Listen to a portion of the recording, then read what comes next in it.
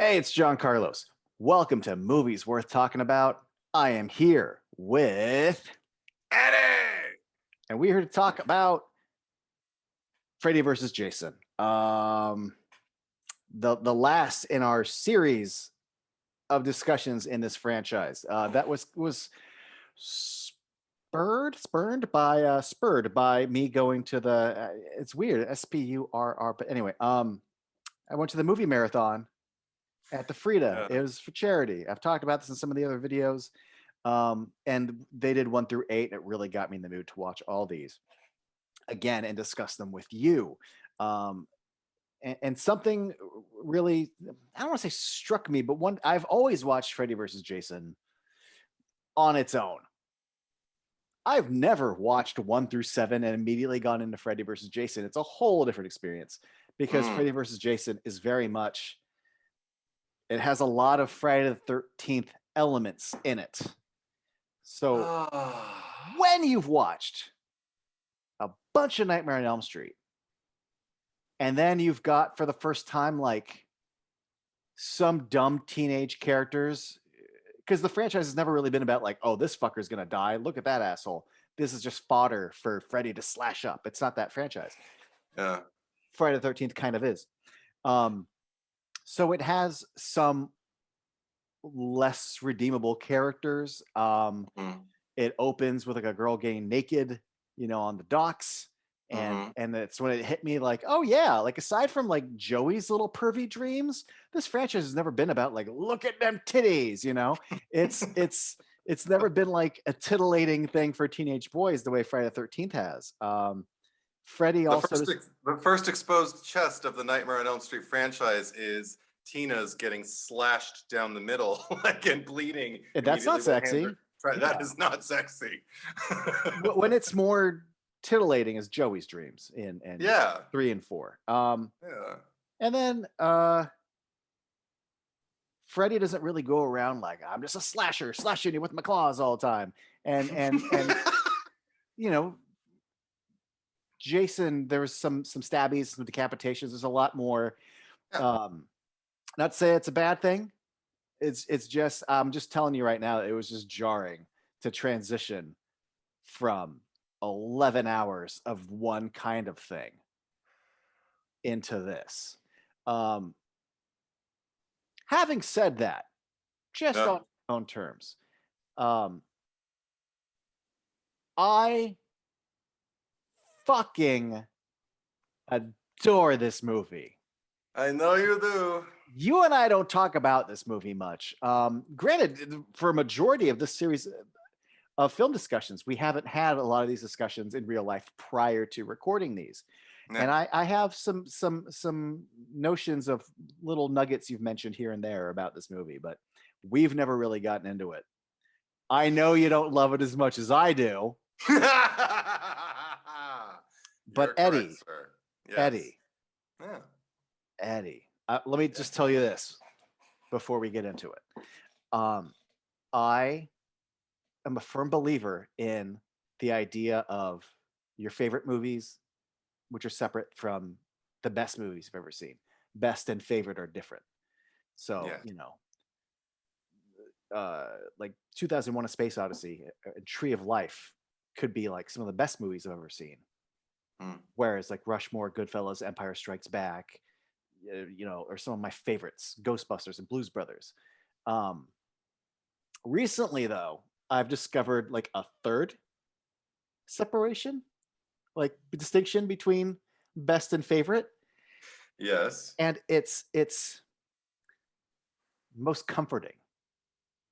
Like my comfort food movie. Yeah. The movie that I would watch at any time. The one that may not necessarily be my favorite, but it just comforts me to no end. And my number one comfort food movie is Freddy versus Jason. Holy shit. I am always in the mood to watch it. All the time. I swear, I'm not making this up. If you ask me at any time of any given day, yeah, hey, John Carlos, do you want to watch Freddy versus Jason? My response will always be yes. I'm just always in the mood to watch it. I just fucking love it. It's not even my favorite. It's my movie, man. It's my comfort movie. I'll watch it anytime. Okay, I get that, and I agree. I feel like there's even tiers of junk food for the brain or comfort. I mean, say there's junk food. See, I've got like junk food movies, and I've got comfort food movies. Movies that feel more like mac and cheese, and movies that feel more like, a candy run at midnight to 7-Eleven. Those are two very different things. They're Yes. very different purposes, but they're both all about comfort. But this one, okay. Yeah, lay it on me. Oh, okay, well, you know what? First, I want to address something that you said before that, because you've already said quite a bit. And I want to say, I don't mean like you took up a lot of time. I just mean that it's very, very dense, the things that you've addressed, and I have things to say. I'm really, really glad that you mentioned the shift that happened for you when you moved from this movie, into this movie from like all of the prior Nightmare installments, because I tried 3 times to watch this movie after its release, right on the heels of its release. I think I rented it twice, and I think I like rented it to stream like in a hotel room around like 2004 or something. I was doing a show. My sister came to visit me to see it, and we went back to her room to hang out because I was tired of my place. It was in Winnebago. Anyway, so we went back to her room because we knew we could eat. We could be free if she wanted her stuff. It was right there. I didn't need anything. And we ordered Freddy versus Jason. We watched it, and I fell asleep again. And she made me she made me promise that I would not fall asleep, because I'd fall asleep in before the prior 2 times we tried to watch it.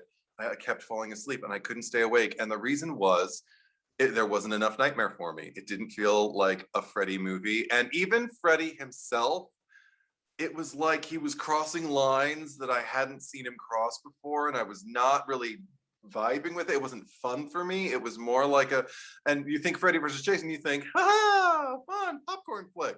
And I don't know. I couldn't get into it. Then finally, I don't know what happened. I saw it again years later, and I like maybe 4 years later or something, thinking I really don't like this movie, but I need to give it a chance because I've never seen it to the end. So I watch it, knowing that I don't like a lot of the things that are going to happen in it. And I know, like, okay, so Freddy's not going to be my hero in it, because here I thought I'm Team Freddy. You can't watch this movie and be Team Freddy. If you are, you have problems. Oh, no. It is such a pro-Jason story. Yeah. And also, okay, this was the thing. The first 3 times I saw Freddy vs. Jason, I had only seen movies 1 through 4 of Friday the 13th with regularity. I had seen the rest of them, and I wasn't really on board for 5 through 8, and really not for 4 through 8 in my initial screenings of them. I grew to love them, grew to love that franchise. That's an example of a franchise that opened and I liked it, but started to veer away, and I was like, the things that I've been schooled into love a franchise, like with Nightmare, like the continuity and the connective tissue with not just characters but tone and following a plight rather than like a kill count and all of that kind of stuff. And how they were killed was largely psychological and like had to do with who they were, especially eventually in the franchise. So I was like, so then I'm watching the Friday the 13th. I just didn't get it. Came to love it. Then came back to Freddy versus Jason because that was the thing. I came back and I watched all the Friday the 13th in preparation for the remake in 2009. And go on. And got to Freddy versus Jason after all the Friday the 13th movies. And because the 2 that preceded were such stinkers in my eyes, which were Jason Goes to Hell and Jason X, Freddy versus Jason was like a breath of fresh air all of a sudden in the Friday the 13th saga. I was just kind of like, awesome. And I felt like it was like when she opened up her shirt and did the my titties, and I was like, okay, cool, I can get done. This actually feels like we're back to basics, like Friday the 13th is getting back on track. I'm on board with all of this. Now, what stuns me is how often I hear people, wherever their fandom happens to lie, but the rhetoric that follows this movie tends to be that it is more a Nightmare on Elm Street movie than a Friday the 13th movie, and maybe that's why they don't like it. I don't agree at all. All the reasons you brought up were quite valid for like why it was a shift for you to move from the Nightmare Saga into this one. But for me, it even goes behind. Okay. I think about the people at the center of it. And everything about what's going on with Monica Keena's character and everything with her friends, it seems to be sending messages, and everything that transpires afterwards with all the other characters we meet. There are large signals throughout this movie that seem to be like going assimilate, just lose your identity. Just, it's no big deal. Just shrug it off. This thing that means so much to you, that you're so attached to, that you've been carrying with you, isn't worth anything. It's time for you to move on from it and completely deny your identity and completely deny what matters most to you, like what you're actually kind of like holding dear to you. That is you're so sad about your mom. You're sad about Will. Just hook up with this gross guy Blake. Just do it. And that is so not Nightmare on Elm Street. Not any of them. Well, no, but I don't necessarily need it to 100% be that, because it's 2003 and we're doing something different. It's also not purely Nightmare on Elm Street. It's also a Jason movie. No, totally. It's not even called a Nightmare on Elm Street. Like it's right. Like, I think I forget what interview Robert Englund. It's on the DVD and the Blu-ray, like the spotlight on set. But like he talks about how like it's not truly a Nightmare on Elm Street movie. It is something outside of the franchise. And that's my argument. That's what I'm saying is that, well, okay, it's not a Nightmare on Elm Street movie, but there are so many people when they chime in talking. I mean, like content creators and people that I just have conversations with. The general line that they seem to toe is that it is largely more a Freddy movie than it is a Jason movie, so that's why I don't like it. And it's like, well, you're wrong, and you're wrong, and you're wrong is all I have to say. And that's just like the first kickoff for me. Like, it's just the fact that like it's even rooted in kind of like a story that I feel is much more, I mean, the story surrounding the central characters, the victims, if you will, that feels much more largely Friday the 13th in terms of tone and in terms of like how palatable are these characters and how much do I care about them on by and large, like on the whole. And truth be told, I think that's one of the reasons I don't like it as much as you do, because I don't care about as many people in this movie as I would like to. Sure. And I don't think that's the movie, Ronnie, you made, which I understand. One of the reasons I love the movie isn't because of how lovely the compassion I feel for the characters. That is not strength for me in this. Right.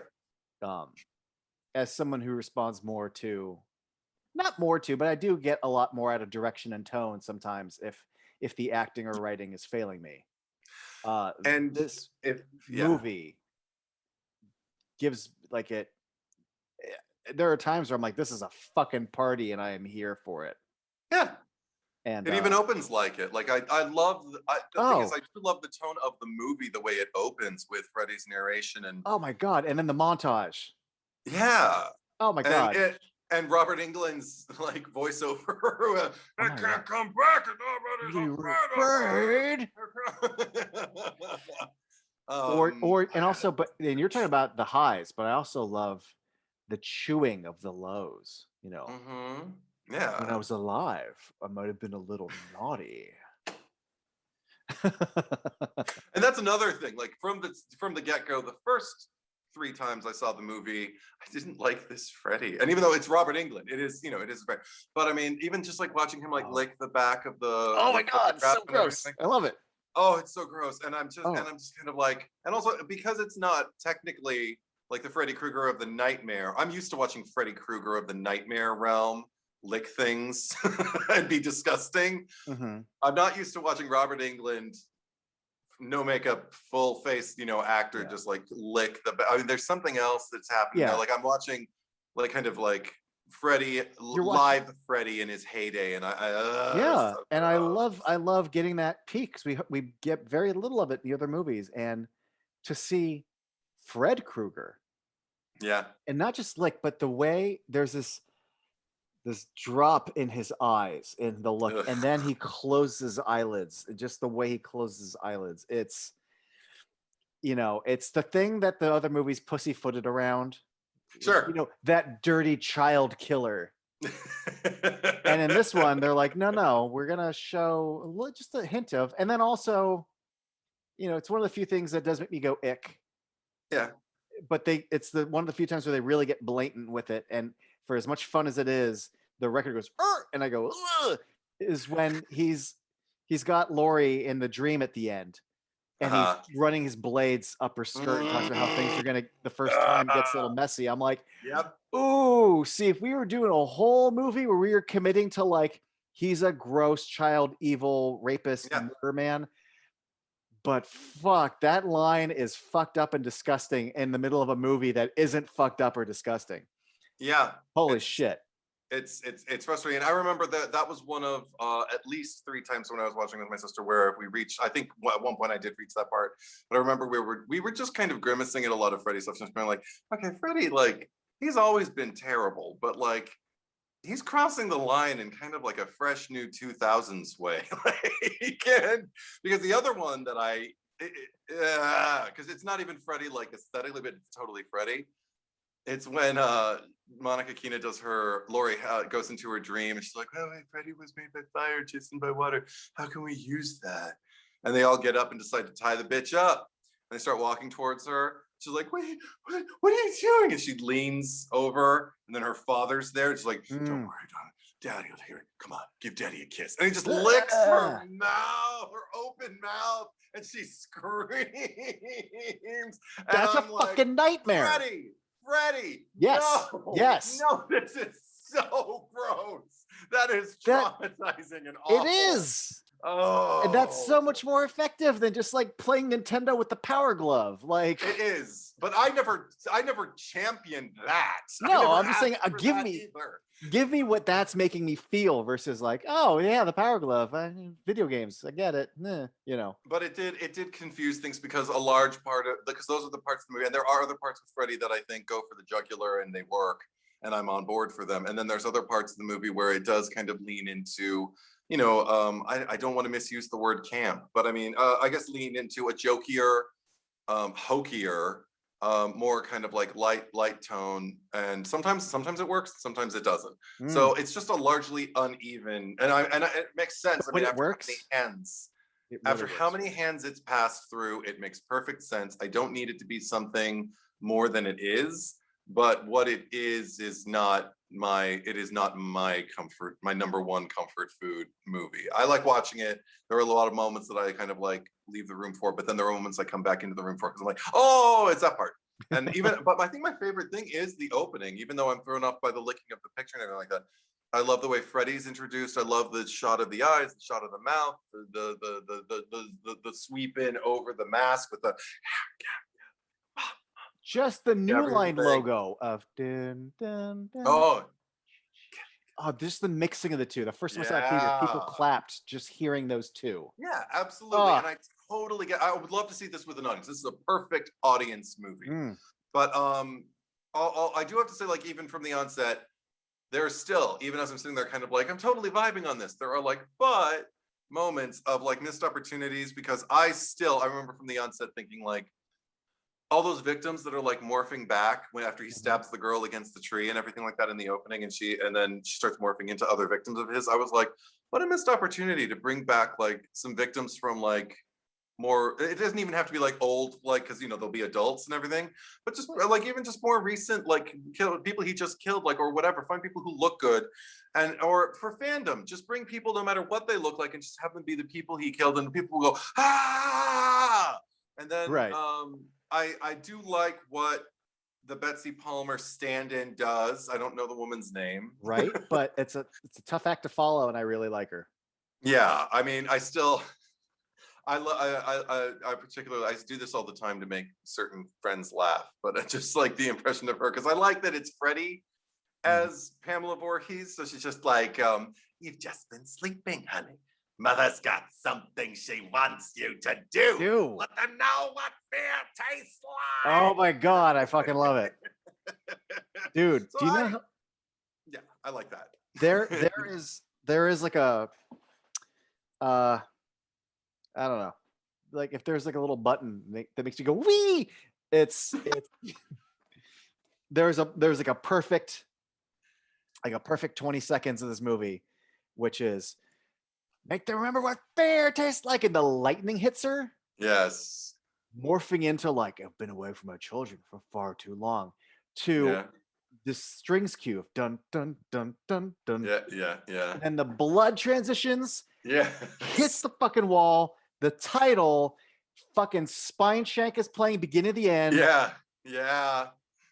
And I have hard nipples and goosebumps, and I am so fucking pumped. The way like Dream Warriors pumps me up at the end credits.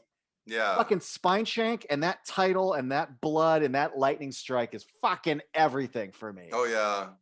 Like, that's all I can do to keep from like singing along and just go like, I never want to be the one to make you be sad. I don't want to be, never want to be, never want to be. It's the beginning of the end. And then we just like, and then just seeing like Elm Street with the rain. It's like, and just the silhouettes of this, oh, it's so fucking fun. It's fun. And yes. I mean, Ronnie, you, God bless him, because he gave me Bride of Chucky, which I adore. Yeah. He gave me Freddy versus Jason, which I adore. And he did show up. He didn't make anything where it's like,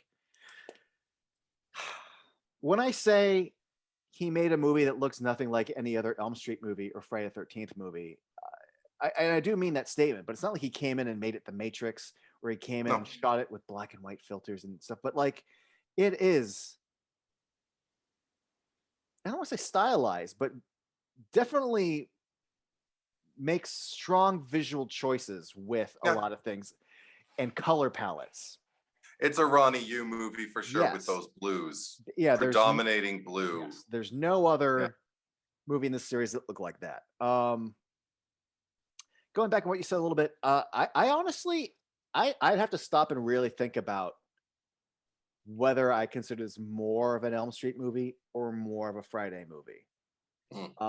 Because the very beginning of this movie, not the opening montage with Freddy, but the first few scenes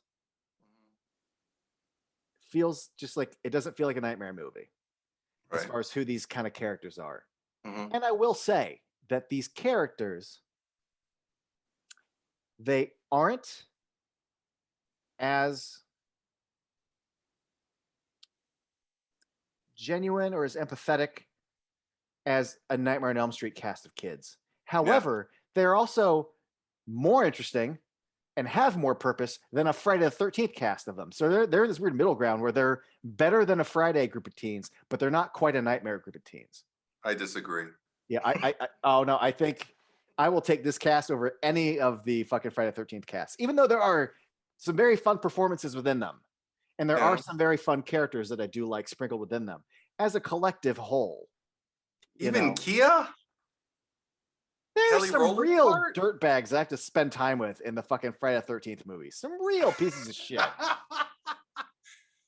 I will take Kia over the limp fuck or the wet fuck or whatever that stupid guy. The dead fuck, Crispin Glover? No, the kid who calls him a dead fuck. Who's getting stoned by himself in the fucking living room watching movies. Right. Like all these fucking kids. Teddy Bear. The curly-haired fat kid from part 3. Like Shelly. There's so many people in Friday the 13th that are not worth knowing or being friends with. Like But at least they feel like people. Like they have a trajectory. They start somewhere and they end somewhere. And I don't really, I don't like the vapid choice for her character. Like, oh, she's superficial and she wants a nose job. And I don't like the CGI nose. But then Linderman takes her down a like peg a Nightmare or on two. Elm Street thing at all. Linderman takes her down a peg, and then and then when she sees that he's all puppy dog because Will showed up, she immediately distracts him by wanting to dance with him. Like, no, she gets better. Oh, look at that face. Okay, no, that is the most like insufficient character twist ever, because okay, he basically just told her she's vapid and vacuous and has nothing to her, and that makes her want to dance with him. There is no world, there is no way in hell that that is happening without her having some kind of Chris Hargensen plan to humiliate him later in front of people. I think No, it makes I her don't confront buy it. how I shitty don't she's buy been it to at him. all. No. No, I think in her heart of heart, she doesn't even really hate him that much. She just likes to rip on him. It's not even about hating him, called but her out on why. It makes her confront her choices, and she now starts to make amends for it, or at least make better decisions. I think it's stupid. I think it's stupid. I hate it. I'm just saying. Well, first of all, it's not deftly written, but but I will take her and that over a bunch of people in Friday the 13th. Also, okay, the way Linderman, because we're getting into it now. Okay, the way Linderman even tells her off is such a little wussy kind of way, just like, well, you know, you make me, because okay, first of all, telling a bully exactly what they're doing does not work if you're trying to make them stop. No, but then he turns it into the insult. Tear me down to try and build yourself up and make yourself feel good, and that could be, which is really kind of sad when you think about it. If that's assuming you can't think, considering all the makeup that you put on top of your face. And I'm like, dude, that's the weeniest way. Well, he's a weenie. No, but that's so why is she gonna dance with him? If he's a weenie who's giving her these lame reads, no, I'm sorry. He's still in Laurie's circle. Yeah, I get what you're saying. I'll still buy it. Okay, that's cool. But I will say, after all of that, because I hate that. I do love the fact that, however we needed to get here, I mean, I don't even know why they needed to have that in the first place, but the fact that, like, where they land is so much more interesting. I wish we could have just had them just kind of be that. Because I really, really like her distracting. Is it Jason?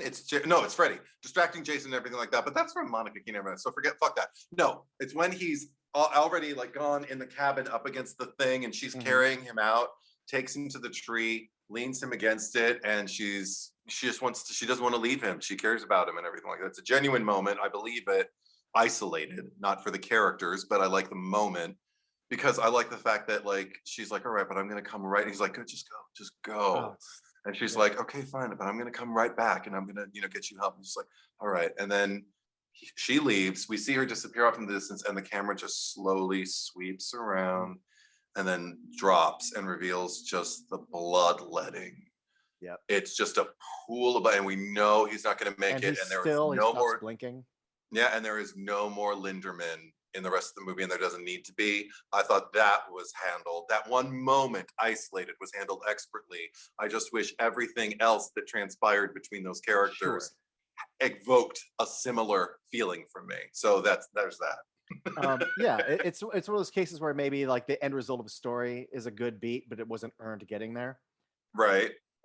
Yeah, I will say though, I do like that when he tells her off, I love that it's his second scene. Because it seems like the kind of beat that you build towards later. I'm like, oh, you're doing this now.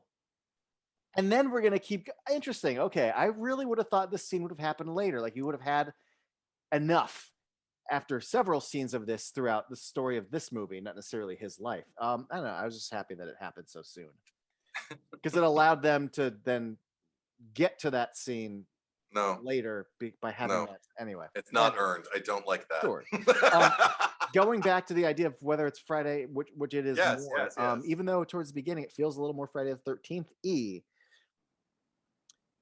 even after a Jason kill, we get to a police station. We're not going to talk about Freddy, and she's going to have a dream, and there's a little girl and the portraits and it very quickly, a lot of the story, not necessarily the tone, becomes very Nightmare on Elm Street. I mean, we get the house, we get the fucking goat. I was gonna say, we get Freddy on a street at night outside, and there's a goat, and a silhouette. I love that. Also, we have a return to lying parents, including some shitty parents. Yes. Uninformed kids. I'm like, this is a Nightmare on Elm Street film. Sure. May not be the best one, but it is a group of kids who are not armed with knowledge, It's not the same. It's not remotely the same thing as Nancy arriving in part 3. But I do love that the new cop in town has learned Yeah. some things, and these kids are all hiding, and he shows up and he goes, I kind of believe you, and here's the facts you need to know.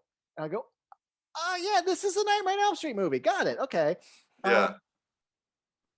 But yeah, but I mean, you get to other elements with the third act and Crystal Lake and just the sheer amount of stabby stabs that happen with Jason. Yeah.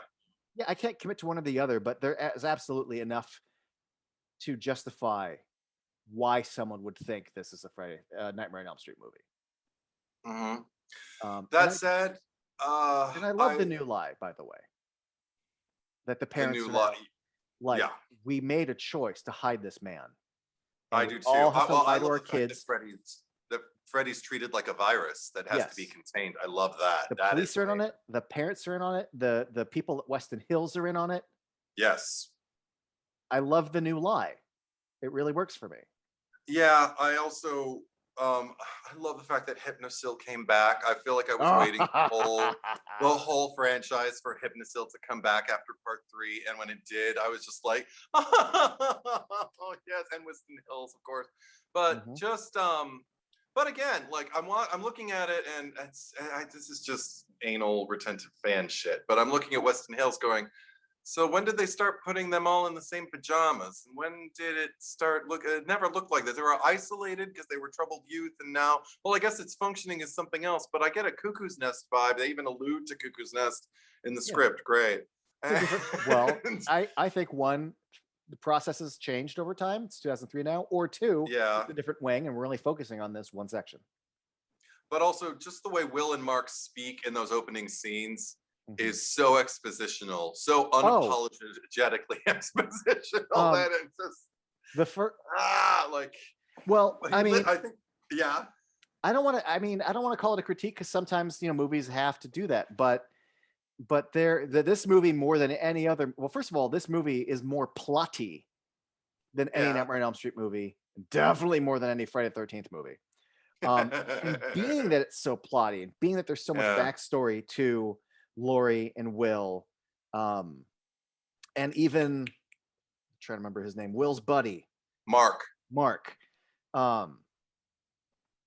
That demands that, I mean, there are maybe better ways to create exposition, but there is a lot of, remember what happened with you and Will, and when did this happen? And then, oh man, I got put in the asylum. Remember what happened to my brother? And even not only is there exposition, and I'm fine with it, but there is a little bit of them positing and figuring out, well, Freddy, this is happening because, well, maybe he's got Jason doing this. And there's a lot of speaking instead of showing, or speaking instead of them learning, and just visually showing me them understanding. There's a lot of talking about stuff in this movie.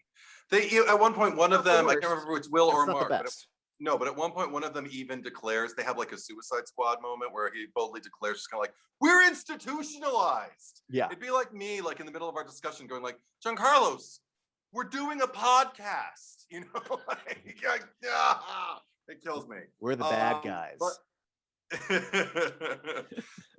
So I mean, so again, already it feels like it's a dumbed, okay, I'm just gonna say it, dumbed down from where I would expect, say, a Nightmare movie. I think if you watch the whole of the Nightmare franchise and then watch this movie, I'd expect to feel, I mean, that's what I basically did, because I had, Nightmare was kind of like, my chapter and verse, my stories that I carried with me in my Buffy before Buffy.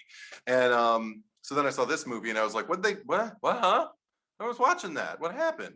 Whereas watching it after Friday the 13th, particularly where the saga tends to go, with the 2 preceding chapters, because New Line and all that, whole other discussion, I think it just is more palatable, this movie, in the body. I think it was smart to release it with all of the Friday the 13th movies, as opposed to at the end of this particular saga in their Blu-rays and in their DVD sets. So I wanted that to be said. I mean, it's interesting that, the New Line Nightmare Blu-ray box set. I mean, this came out after the 7 DVD box set. But the Blu-ray is just 1 through 7. Right. Whereas the Shout Factory does include, Freddy vs. Jason specifically. And Even so does though the old 10. Yeah. Yeah. Speaking of Friday the 13th, I will say up front that even though when we start at Laurie's house, and I love that people are over because her dad's out of town and they don't want her to be alone. I thought that was nice. So just a little Nancy Tina callback, I thought. They mentioned because it's fine. No, but specifically she invited Blake over because she didn't want her to be alone. Trey and Blake are not the best fellows. So while I like and can Laurie, Gibb, and Kia, I'll say it. At least when you first meet Kia, she doesn't seem like a total, schmuck or anything. When Trey and Blake show up, I'm just like, what? I've never felt that way about anyone in a Nightmare on Elm Street movie. That's what I'm like. This is why it's a Friday the 13th movie as well. Because Trey and Blake, they feel at home in a 2003 Friday the 13th movie. Yeah. Yep. They do. Yep. I could see them at a house by Crystal Lake and Blake putting his arm going, hey, let me see your feng shui and like, don't kiss me after cigarettes. Don't make me tell you twice, like no, they're the worst. They're unlikable in this film. Also, that scene has look, I actually, even prior to this movie coming out, I was a big fan of Monica Keena. Mm-hmm. And she is given some lines in this movie that are hard to make work. But there are some. I know, but what Will and I had was real. But I love the little timbre of her voice. Like I do too. I believe that Laurie believes what she's saying. I remember I saw this movie twice in the theater with the same friend of mine, and he always laughed at that line. But I don't laugh. I don't giggle at that line because I think it's a bad delivery. I giggle at Laurie for being like she really believes that. I know we were young. What I had was real. Oh, even after that, when she's just like, you haven't dated anyone else, it's just like, no. It's just really sweet, like almost Patricia Arquette-ish in her timbre of her voice, and I welcome that. That said, okay, it is not a knock on Monica Keena. She had a tough ass job. Yes, she did. I love what she does. I remember one of the things that was hard for me though with the first three movies was and maybe this is to the movie's benefit actually, but she didn't feel like kind of like anyone I would expect to be the final girl in a Nightmare movie, but she also didn't seem necessarily like a final girl in a Friday the 13th movie either. So I guess it's good that she was in this movie because I can't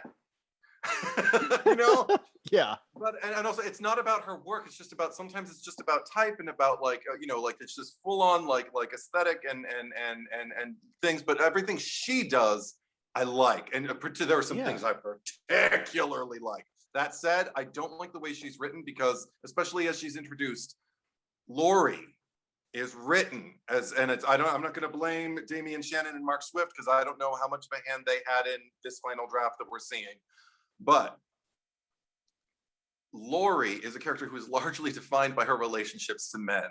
She is always either speaking like Will's ex or speaking like her father's daughter. She is never, she is, I won't say never, or even Freddy's victim or Jason's victim. There you go. Okay. She's always one of those four things. I don't ever really feel like I'm seeing her be whole. And it's not Monica Keena's performance. She plays whole. Oh, she does. She is. She breathes life into some of these moments that like save the movie for me. Yeah. That said, the script did her no favors. Right. I don't like Alice is a fully formed character on the page in a way that Laurie is. Yeah.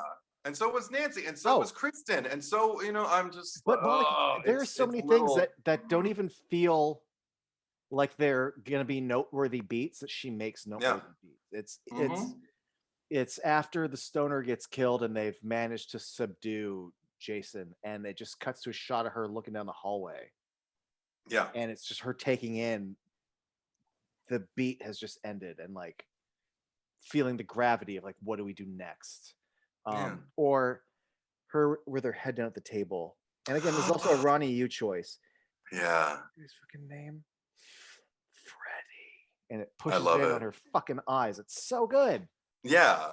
There Showed are a up to lot work. of isolated moments like that that I absolutely adore. And then they get undercut by like moments like, okay, you were just before we close the book on Blake. Because yeah, you're right about the way Blake is introduced. He's totally and absolutely Trey too. They're both these Friday the 13th jerks. Great. Yes. And Trey's taken out.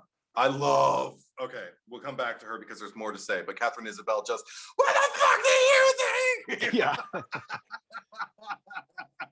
Wait. That was I thought you gave up smoking. Well, I only smoke when I drink now. But you're drinking all the time. Well, we'll work on that next. Yeah, right. Which also feels very Friday the 13th. Yeah. But she is sublime. But the what the fuck do you think in the rain with the blood on her hands in Lachlan Monroe's face is the first real laugh for me of the movie. Like I can't help but laugh out loud every time. And it's gratifying. That's an incredibly gratifying moment. That said, after Trey's dead, Blake is sitting on the porch and his father comes out, bad parenting, and tries to chew him out. And then Blake says, Nightmare on Elm Street parent. But then Blake says, my best friend was just killed, Dad. So why don't you give me some fucking space? Fucking space. Now, I don't need everyone to be Laurence Olivier or but it is such a horrible like teen actoring moment that I can't. Yes, Eddie, Carlos. Yes. I don't come here to poo-poo on people, and that's fine that you do. But I have to agree with you. And I feel bad. It's not good. It's not. It actually, to me, Eddie, it gets worse. Because his dad leaves. Yeah. And he goes, I'm going to get him for you, Trey. Some cop let it slip. Some guy named Freddy. I'm going to take him out for you. And I'll go, okay. You know who it works when someone says, I'm going to get him for you. Yeah. Jason Statham or Stallone. Someone who is equipped to kill a man. Yes. Not a teenager in like an Old Navy shirt. Yeah. Who thinks he's cool from drinking from a flask. At no point do I believe the words coming out of this boy's mouth. No. I'm gonna get him for you, Trey. I'm gonna take him out by myself. You're a bull. And here's the thing. It's badly delivered. I don't necessarily blame the actor though. That is a hard line to give to someone who's not a Jason Statham, who's not a Liam Neeson. You should never put those words in the mouth of a boy. Well, a high school boy, unless they had written him in his first scene to be kind of like a bad boy. You see him like playing with a pocket knife, and you're like, oh, this guy, he fucks around. Or but you know what I would have. He doesn't fuck around. Yeah, but you know what I would have really liked instead of him being like a kind of like, you know, quasi frat boy with a or whatever and all the groundwork they laid. What if he really was just like, you know, kind of like a nerdy, you know, like outcast kind of like, you know, just like skinny like gamer kid or whatever with like big old glasses or something, you know, like and so Laurie's obviously like not interested, but she doesn't want to hurt his feelings, and that's why she feels obligated. Like already it's appealing to like, you know, sure, my empathy. And then because a friend, somebody who he thought was a friend but was really a douche who probably treated him horribly, but it was like the only friend he had, is gone. So if I see like this, you know, kind of like kid who's like going through something and has all of these conflicting emotions and is gonna pledge with his little nerd heart that he's gonna, you know, like avenge, because he's a believer too. He believes something not right happened. It's not just he got killed, but like there's something wrong and I need to take it on. that kid, I want to see that kid on the street at night with a goat and Freddy, and I want to see him. I'd be scared for him. Yes, and I want to be scared. That's the thing. On paper, everything we mentioned with the goat and all that, like, great, iconic, but how much more effective could it have been? Again, missed opportunities. But because I also know Ronnie Yu was another one of these directors who was largely about the execution as far as production design and cinematography and all of that, and that's fine. He was not an actor's director, and it's not like, I mean, we've had directors who weren't there for their actors and the actors delivered anyway. Great. We didn't have that crop with this movie, and I feel like it needed a director who was going to be a little bit more helpful with his young actors in these endeavors, just also because of how hard the script is. And unfortunately, it wasn't a full cast of Monica Kinas and Catherine Isabels. It was, you know, I mean, he was lucky to have them. But yes. But I just go back to like thinking about like even Dream Warriors, Dream Master, and the Dream Child. I'm just kind of like, it's been done, and it's been done multiple times. But I feel like it was also Ronnie Yu's kind of like lack of fandom. I think all of the fandom that gets paid off for me was largely due to Jeff Katz's presence, and Ronnie Yu has even cited that. And I'm glad he was there because it makes the movie watchable for me. It makes it enjoyable for me. Aside from, you know, like all the other people who contributed and did really, really, really good jobs. But where it lacks, it is like, this was so easily avoidable. Or maybe it wasn't. Maybe I'm just an idealist and I need to shut my fucking mouth. And that's a valid opinion to have too. This is one of those movies where I could be with you talking about being an idealist about what could have been. Sure. But in this particular movie's case, I am just so enraptured with what was. Yeah. I don't. Yes. Trey, Blake's little scene could have been. Yeah. I'm fine. Robert Englund's if anything, there and he looks great. Oh my god! First, the makeup on Robert Englund is phenomenal in this movie. I love every stage. Every love the design. Yeah, me too. I fucking love Demon Freddy, which we only get close-ups of, but I love that the sort of vague continuity of like, okay, he's dead. Like Freddy's dead, the final nightmare. So now he's in hell. He even says, "I search the bowels of hell." So like, he became a demon. Like there is continuity to a degree, you know. And Demon Freddy, when we get him up on the dock, and his fucking ears and his eyes, like I'm like, oh my god, I could have had so much more of Demon Freddy. Oh yes, absolutely. Oh my god. And also I come so hard when he just, well, first of all, he's in the water and Jason disappears and he looks up and he's like, you. Yeah. And fucking rockets out of the fucking water in slow-mo in that arc, and he lands on the fucking dock, and it's Freddy at Crystal Lake, and he's a fucking demon, and I all over myself. Oh my god. I appreciate the fact that it was all practical too. Like totally. They were in a lake, he was on a wire, they pulled him out. Yep. If anything, the way they originally shot it was more practical because they like color enhance the scene and drop out the background. But if you look at the original theatrical trailer, you see the lake and like the mountainside behind them. And it's look, I like that it's all red with the black background, but it's actually, I find the shot slightly more impressive when I see the trailer and actually see the rest of the body of the water in the background. Sure, totally. But I appreciate the stunt because oh my god, by this point as a film goer, I had already started to, you know, they talk about in film history about like when audiences started to be ahead of the movie and the magic trick no longer works. Now the audience is just wondering, I wonder how they did that, rather than going like, oh my god, it's a ghost or whatever, you know, like whatever. And I remember watching it and thinking, oh, also there was, you know, this movie had its own share of CGI, which I was sometimes on board with, sometimes not on board with at all. But never overpowered by. Yeah.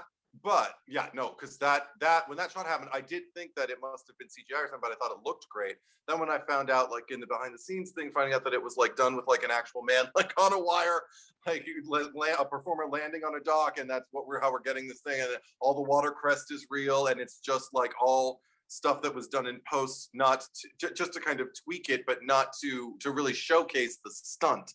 Same thing with when on fire, Jason and Freddy get blown away into the lake, and knowing that, oh, those were actual stunt men. They lit those fuckers they were on fire actually and on launched fire. They're actually cannoned into a lake. Okay, I mean not cannoned, but you know what I mean. Like they were like projectiled into a lake, and it's like, oh, I thought those might have been dummies, or it might have been CGI real quick, or something, you know. But no, it was people, because they were right. And maybe I thought, I need to stop distrusting the camera and just have fun. And yeah. So there you go. It's fun because we do live in an age now. We've been living in this age for several years now, where CGI is used so much that the selling point is now when things are practical. Yeah. Whereas, come see Jurassic Park, you're going to see some CGI dinosaurs. Wow. Yeah. Now it's come see Mission Impossible. Tom Cruise is going to hang off the side of a fucking plane. For real. It's real. Yeah. And he jumps from one building and breaks his fucking ankle, and it's real. Like, so it's funny that we live in that age now where even going back then, we launch a dude out of the water and we go, wow. I'm glad you mentioned that the stunts, because one thing that always hits me is when Freddy first gets brought to the real world and he starts to fight Jason, kicks him in the nuts, grabs Freddy, throws him through a window, runs him through the entire building. And I'm just going, oh my God, oh my God, oh my God. And then he takes him and he throws him and the fucking roof collapses. And that's when I always go, the stunts in this movie. Yeah. Compared to any other Nightmare or Freddy movie, it's so stunty that you get a bang for your buck. If you paid your fucking $7 to $10 in 2003, they did not skimp on spending the time to go to the construction site and having them hanging from the thing, and it's banging on the stuff, and the poles are coming through them, and he's breaking them off. And this movie, even before you get to the climax, there's a lot of other kills and stuff. They're all very stunty. It's great. You've got him knocking the door down and killing the security guard and cutting Stoner in half, and his body is a practical body, and the torso breaks in half. And holy shit. Well, okay, I want to talk about Freeberg for a second, because let's do it. You know what I love about that performer? Did I write down his name? Yeah. No, I just wrote Jay Standen. Freeberg, though. Wait, Freeberg. Did I write his name? No. I did. Kyle Labine. He deserves to have his name said, because, granted, Freeberg's not much of a character on his own. He's a ripoff of Jay. Got it. But when he becomes Freddy, he gives one of my favorite Freddy faces. Yes. Well, we already got a great one with Mrs. Voorhees early on, but just his, like, I have no problem believing that Robert Englund is possessing him. And everything that transpires between little Freeberg Freddy and Jason, and even just like his exchange with Will when he's on the way out and everything. It's perfection. It is absolute. I fucking love it. I love the caterpillar. I even love the fact that he gets a nightmare, which is essentially like his nightmare, and he gets like a little caterpillar from Alice in Wonderland to come in and smoke out with him and everything. I was just kind of like, I can get on board with this. I liked that sequence very much. I liked the reasoning of like putting Jason to sleep, because it opens up the gates for that whole playground argument of like who's going to win in a fight between Freddy or Jason. Well, it depends on whose turf they're on. And but then we get into the boiler room, and I don't know if we're ready to go there yet. But I'm not ready to go there yet. Okay, cool. I one of the things I love about first of all, you're absolutely right. The performance is great. I also just find it hilarious that he loses that beanie and ages 20 years. Yeah, because he looks like a 40-year-old man in that hallway. He does. He really does. Actually, I would like to slightly move on to another performance that I think, because you talked about Catherine Isabella and Monica Keena.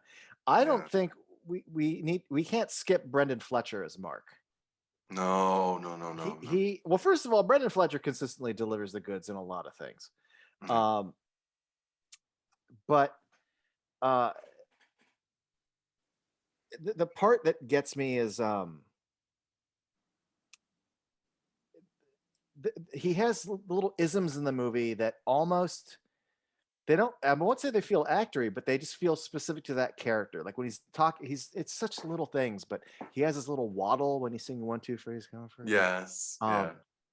When he's looking at the computer screen and he's telling Mark, or he's telling Will about it, and he just has the same gesture. And I feel like people aren't always in real life. We aren't actors making different choices. Sometimes we just hit the same mark over and over and over again.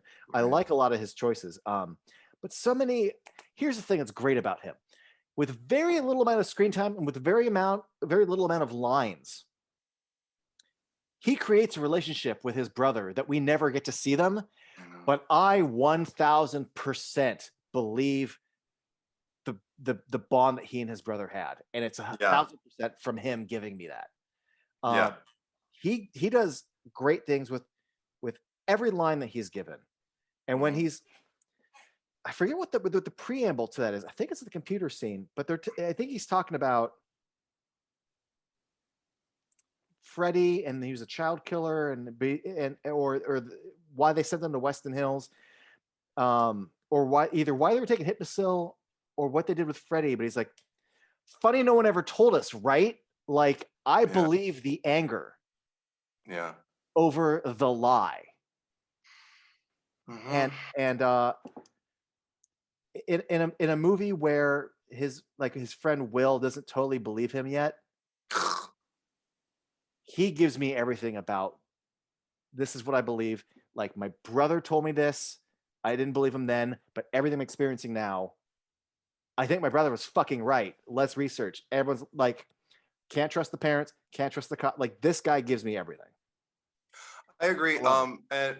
But antithetically, what I don't like is the way Will has his exchange with it, because Will kind of jumps. Isn't he the reason that the whole wheels like start moving into motion, like for them to escape and go, and he needs to try and like save Laurie and everything like that. But then on TV, yeah, and then once it starts like moving into a section of like them finding about Hypnosil and being quarantined and all of that kind of thing, and Marcus laying it all out for him like there's something else going on, Will has this line that I can't stand every time Jason Ritter says it. I like Jason Ritter, but I don't like Will.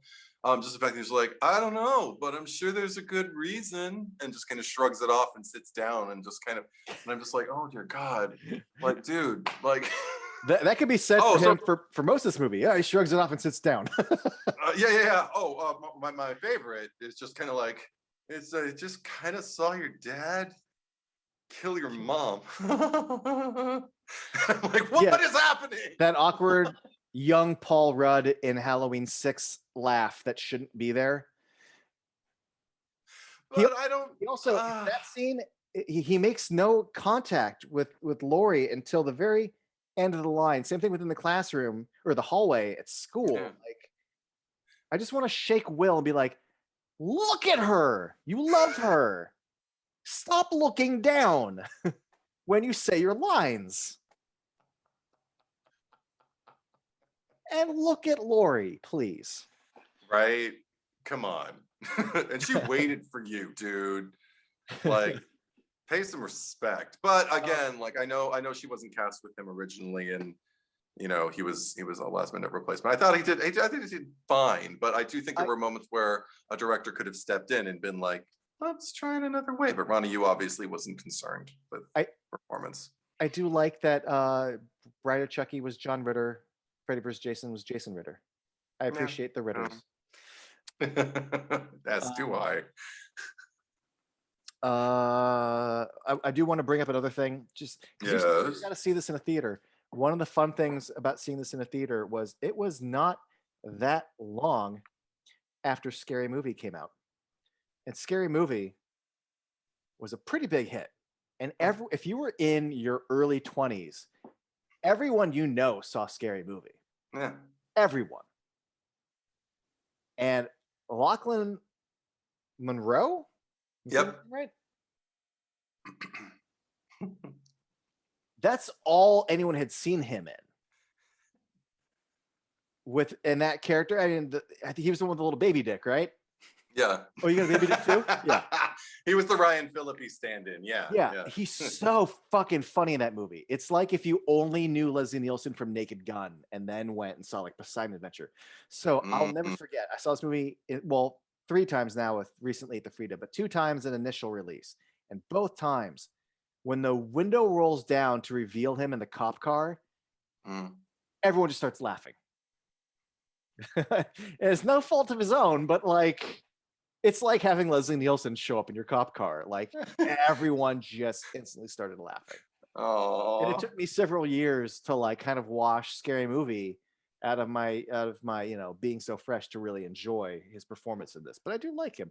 Although there is a little monkey wrench in the plan, if you will, of so you're in the town and all the parents have agreed we're gonna quarantine the kids, we're gonna put them on a hypnocil of a certain age of remembrance, and then everyone who has it has no contact or has no occurrence, hasn't had any nightmares.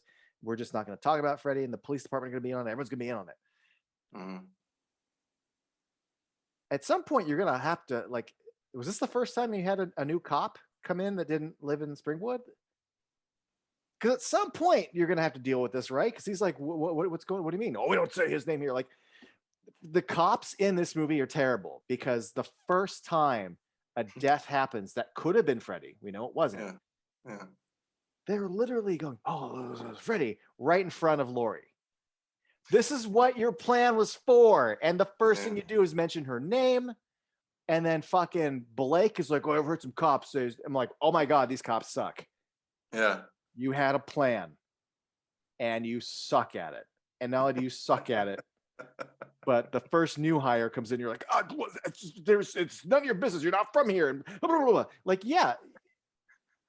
I imagine other people are going to get jobs in Springwood. Yeah. Interact with they this is all on them. They didn't plan good enough. They just don't have their shit together.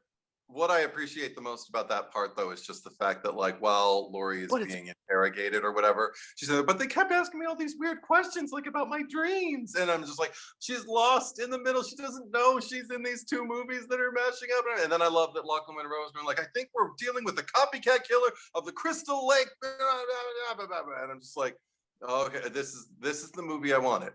You know, like this. I like this. Oh, I'm still fine with all this. I love the idea of the police and the parents and like, we don't say his name here. Oh, but that's it's great. Funny how the cat slid out of the bag. Yeah. Also, and this is coming from someone who loves the movie. I will call bullshit on one thing though. He goes, no, he's a copycat of Jason when he's telling all the kids. And then Linderman goes, no, I saw him. He's the real deal. What the fuck? You have never seen Jason before in your life. How do you know what real Jason is and that this is an impersonator or not? You just saw, from Linderman's point of view, he saw a guy in a hockey mask show up and cut some people up. He's a pretty big guy. Why couldn't that be a copycat? Because he was a pretty big guy and he was Bullshit. On fire. A giant guy could put on a mask and I don't know. Well, that's a good point. Being lit on fire is a good point. I retract my statement, but I always found it kind of bullshit. No. He's the real deal. I just found out about this like 5 minutes ago from you telling me, but I can tell you, I saw him lit on fire, so he's the real deal. I like that. But can we get that actually to the cornfield? Wait, can I? Okay, go ahead. Before you get to the cornfield. Yeah. Instantly iconic. I can't believe we'd never really seen it before. Jason on fire with a flaming machete coming after kids like it's fuck me. It's so good. It's so good. Yeah. Okay. That whole cornfield sequence, I'm actually cornfields specifically, I'm on board with. Because right from even though the little thing with the like, you know, like you have makeup on your face and then it's like, hey, come on, let's dance, Linda, man. I don't like that. But what I like about it is where Jason figures in the fact that like he's being mocked by 2 fucking, this is where the frat boys are appropriately put, or you know, the Hicks or the whatever you want to call them. Great use.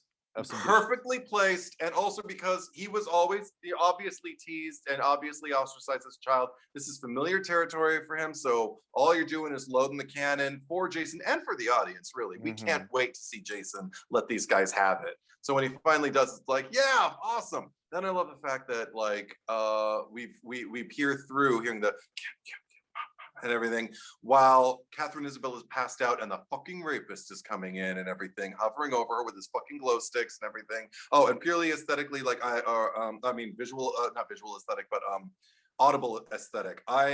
First exposure to Junkie XL with the Nightmares track. Fucking love that track. Have it on my iPod still, not iPod, iPhone, but my iTunes, whatever. Still listen to it. I fucking love it. It's the best Versus movie to have Junkie XL do the music for it. So hateful. So hateful. I'm moving on. He's talking about Batman v Superman, guys. Anyway, he disrespects me and my loves. But whatever. We'll have that. We will have that discussion at some point. But okay. I don't want to. We've had it so much just between the two of us. Yeah. That is a conversation that never ends, but okay. Yeah. Anyway, back to Freddy versus Jason. So what I love about this thing, okay, I love everything that's happening in the corner maze, even the fact that like, you know, a rapist is there and I'm just gonna like, oh fuck no, like somebody get him, even Jason, anybody. I love that like Jason almost kind of gets redeemed, and it's the first real inkling I have that like we're supposed to kind of side with him because it's a good kill the rapist. But I'm not fond, and I'll jump right back into the cornfield because I like it, but I'm not fond of the dream and the red hue that has now taken over the boiler room. I understand it's stylized, and I understand, but this is the problem. I don't believe Ronnie Yu's strength is in establishing and sustaining suspense. So I feel nothing. And Catherine Isabel is giving her all in that scene, being scared and hiding in the locker and wandering around the boiler room and hearing the scraping and everything like that. The problem is, the movie is giving her absolutely no help. I'm not afraid, and I'm just sad because I'm watching her and I'm just like, damn, she's working hard. You know, like she deserves a movie surrounding her that is like where she is. I'm supposed to be in that locker with her. And I'm not. I'm not in that locker with her. Eddie, I don't know if you'll like this statement, but I kind of don't come to Freddy versus Jason or a movie called Freddy versus Jason expecting to be legitimately scared. But I still not even scared, but suspense. I still need the scenes. I need the actors in the scenes to commit to them, even though I am not getting swept up in any fear or dread or anything. So yeah, I need Catherine Isabel to show up to work, because that beat still needs to work for her character. But it works for her character, but the moment as an audience, I'm not getting it for me to get ever scared by it.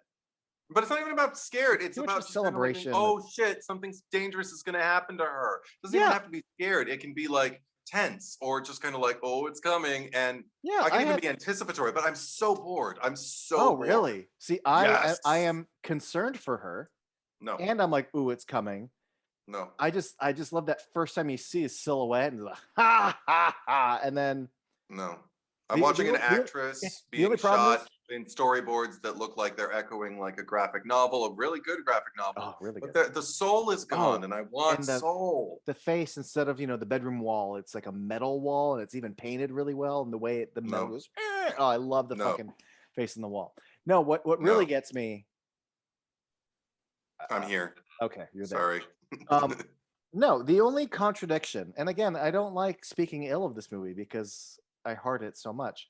Yeah. But I will admit there is a contradiction because it's a great line, but it almost doesn't work, which is there's nothing to fear but fear himself. Great line, cool fucking angle, great shot. I don't feel any fear when I watch this movie though. But if we're just talking about like his history, then yes, fear himself, I get it. But yeah,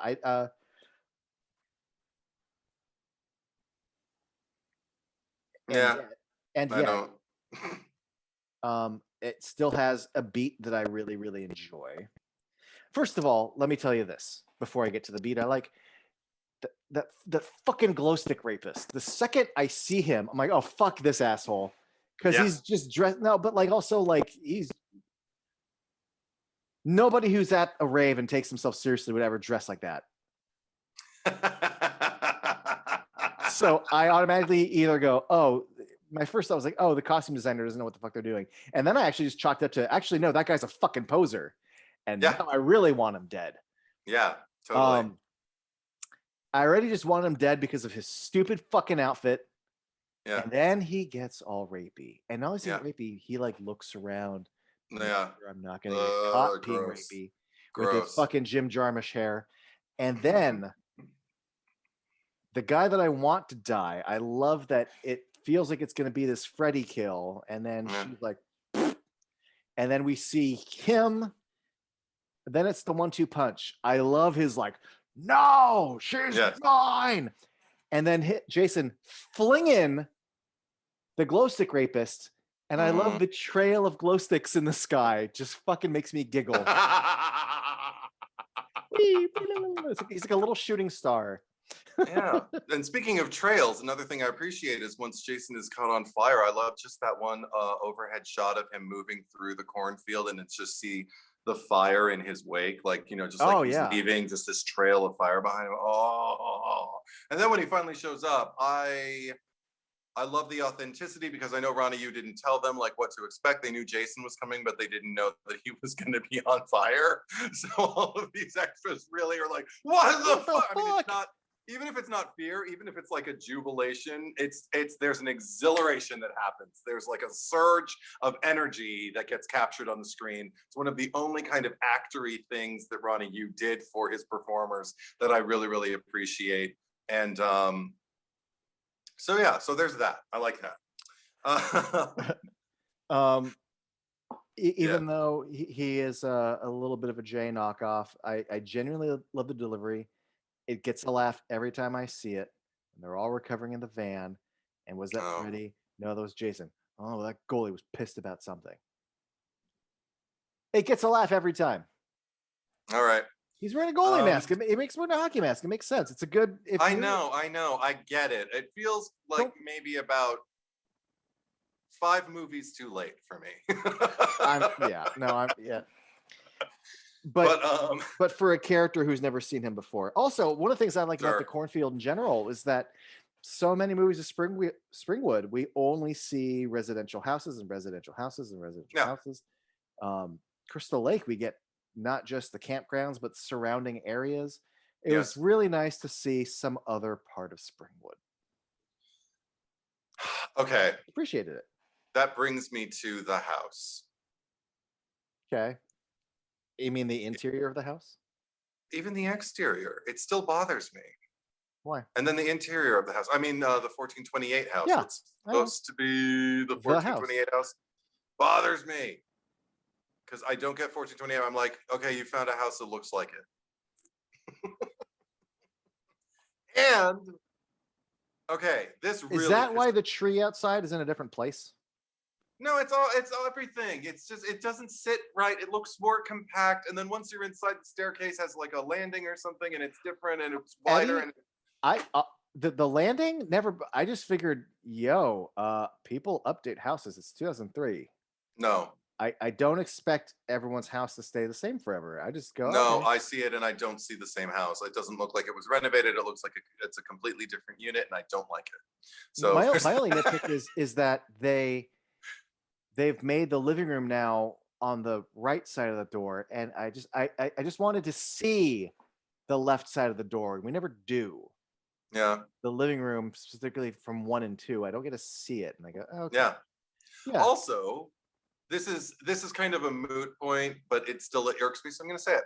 Because I noticed the difference of the door, and of course it's yellow, so that's the difference. And it also had like something else going. It either, I can't remember if it didn't have a window or had a different kind of window than the like knock through with the Freddy face. It's like, Nancy, help save me from Freddy, from the first movie.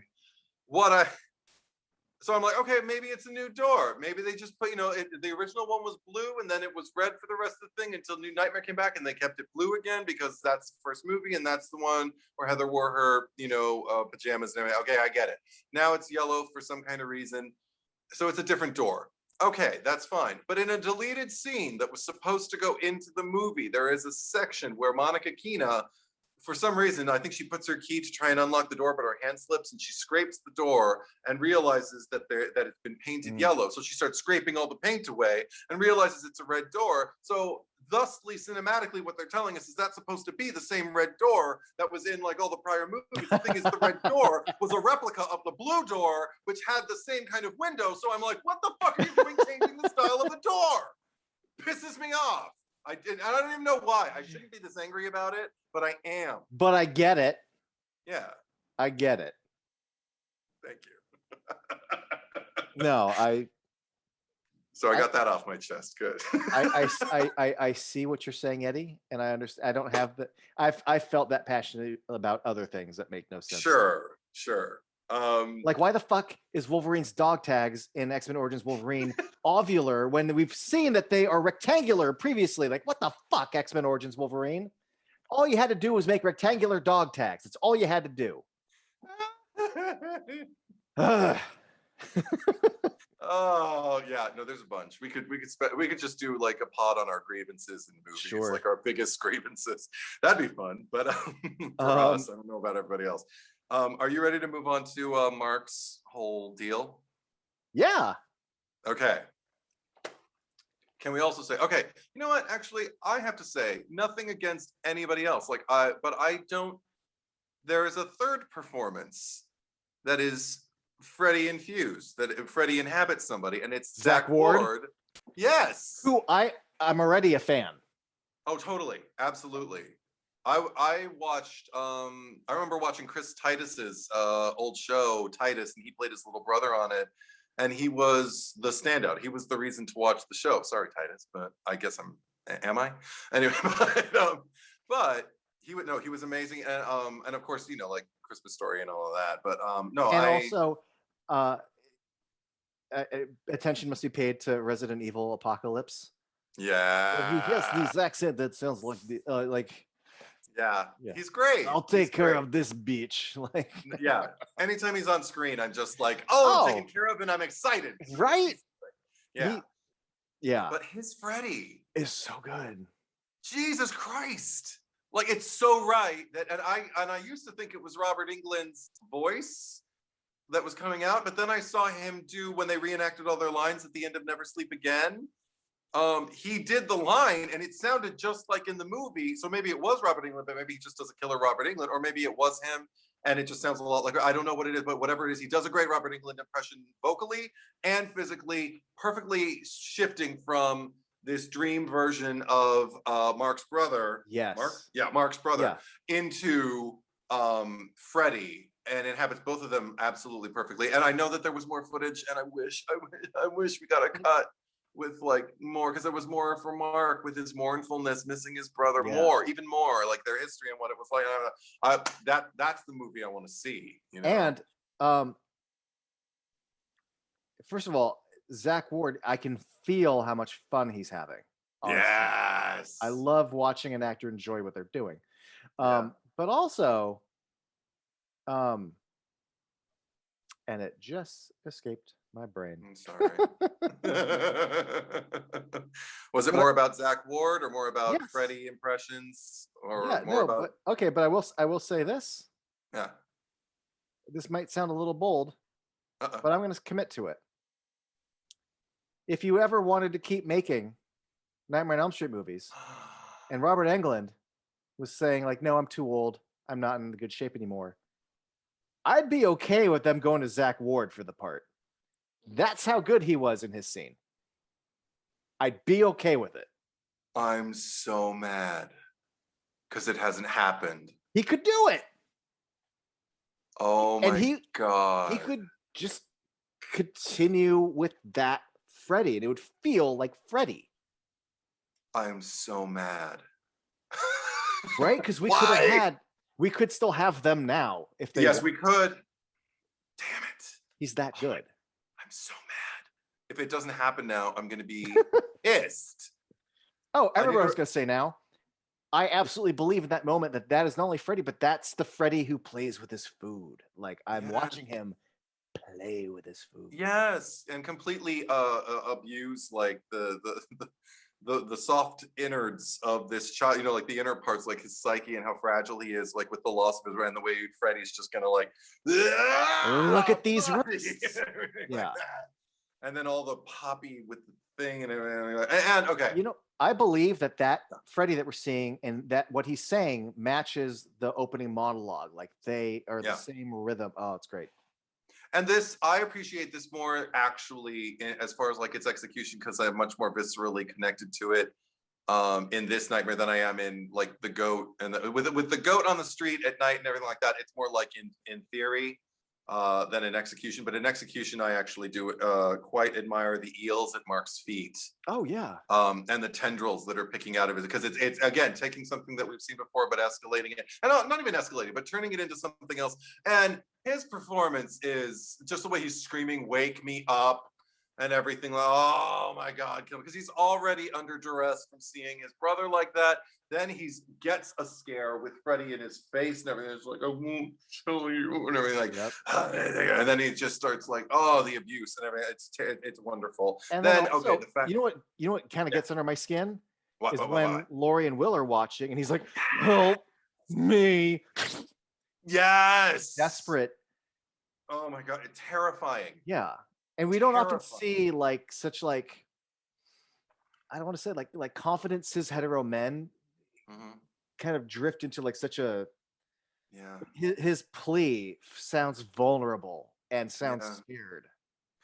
And it's because he knows. I also think it's because he was so informed and did believe so devoutly, and he's the one who gave, because he has that moment with the picture where he's looking at his brother, and doesn't he say something and pledge to like do something, like I'm gonna like do some like, and whatever it is, it works in a way that it did not work with Blake. Yeah, absolutely. I finally got what I wanted. Yeah. From Mark. So thank you, Brenda and Fletcher. And then of course the message. It's never a good thing when Freddy wants to leave a message, and I like that it's also kind of an homage to 3, because it's imprinted on the body, but that it's almost like burned. It's branded into his back, and I love that, and I love the fact that on top of it, what you said, I feel like the greatest horror of it all is in the loss. The fact that Will and Laurie have to witness it, and the fact that we can still hear their screams and their all that hysteria while we're just like zooming in. I can't remember if we're zooming in or zooming out, but I think we're zooming in on the message on his back, and that's the end of the scene. I'm hooked. I'm hooked in that whole entire sequence, and maybe it's just because it's the Freddy's felt the whole movie for me. And it's also slightly more tragic because it sounds like Freddy wasn't actually going to kill him, which is rare, but it sounds like he really needed, like Jason keeps killing people, and it's stop saying it's this hockey mask guy. Like, I need you all to know it's me. So I need you to deliver a message. Yeah. And the fact that he's like, fuck you, no. He's like, all right, well then I'll just deliver the message on your dead body. That's amazing. Yeah, I love it. He could have survived, which is rare. Are we ready to move on to the Freddy versus Jason of it all in the dream? Actually, yeah. Before we do, I have just some random throwaway things that go make for me it. chuckle. Okay. I know you're not the biggest Kia fan, but I love the beat because I feel like I would do the same thing. I'm go through the magazine. I have a dream. Got your nose. I wake up. If I'm holding that magazine, fuck that magazine. I love, and it's a wide shot of the. And I always think, fuck that magazine. And I always go, that's a nice beat. I like that. That's all. Okay, cool.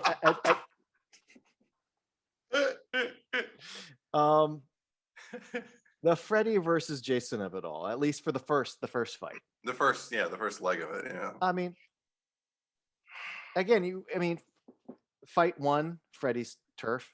Fight 2, Jason's turf. I like the first fight. It's and especially the uses of color.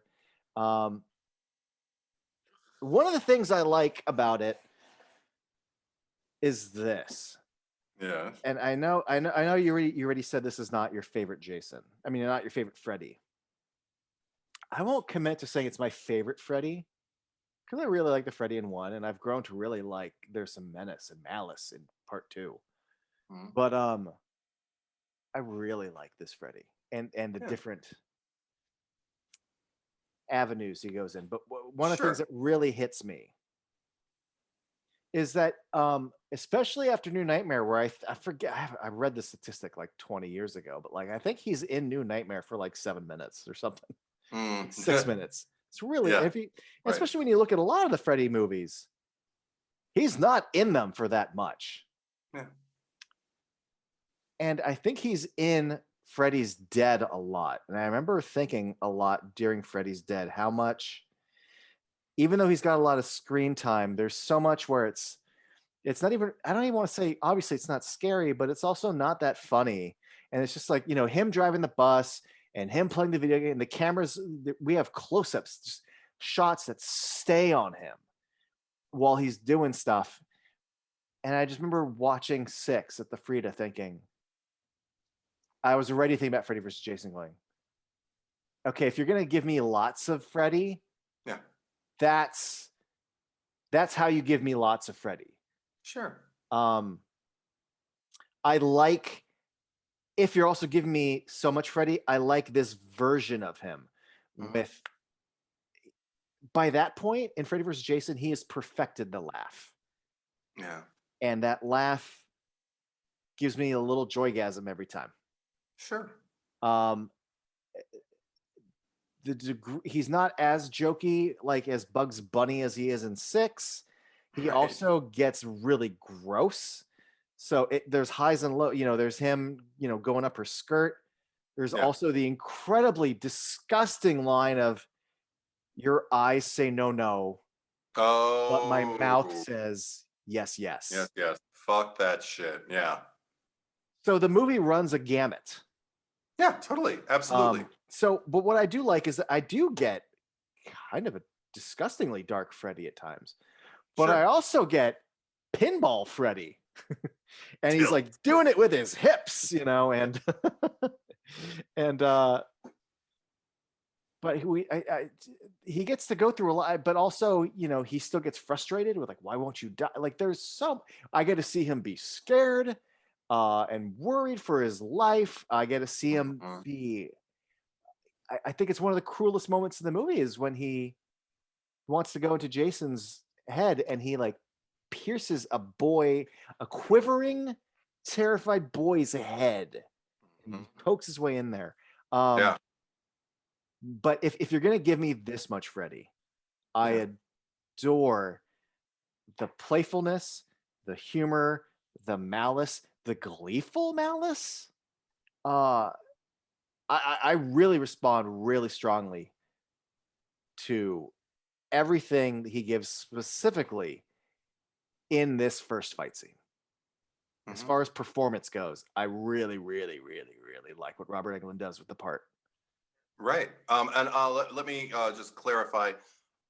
The moments that I described are those just like isolated moments where I felt like that is not like my Freddy, and it feels like something else. But I understand where it's coming from, but just the gross sexual aggression, particularly against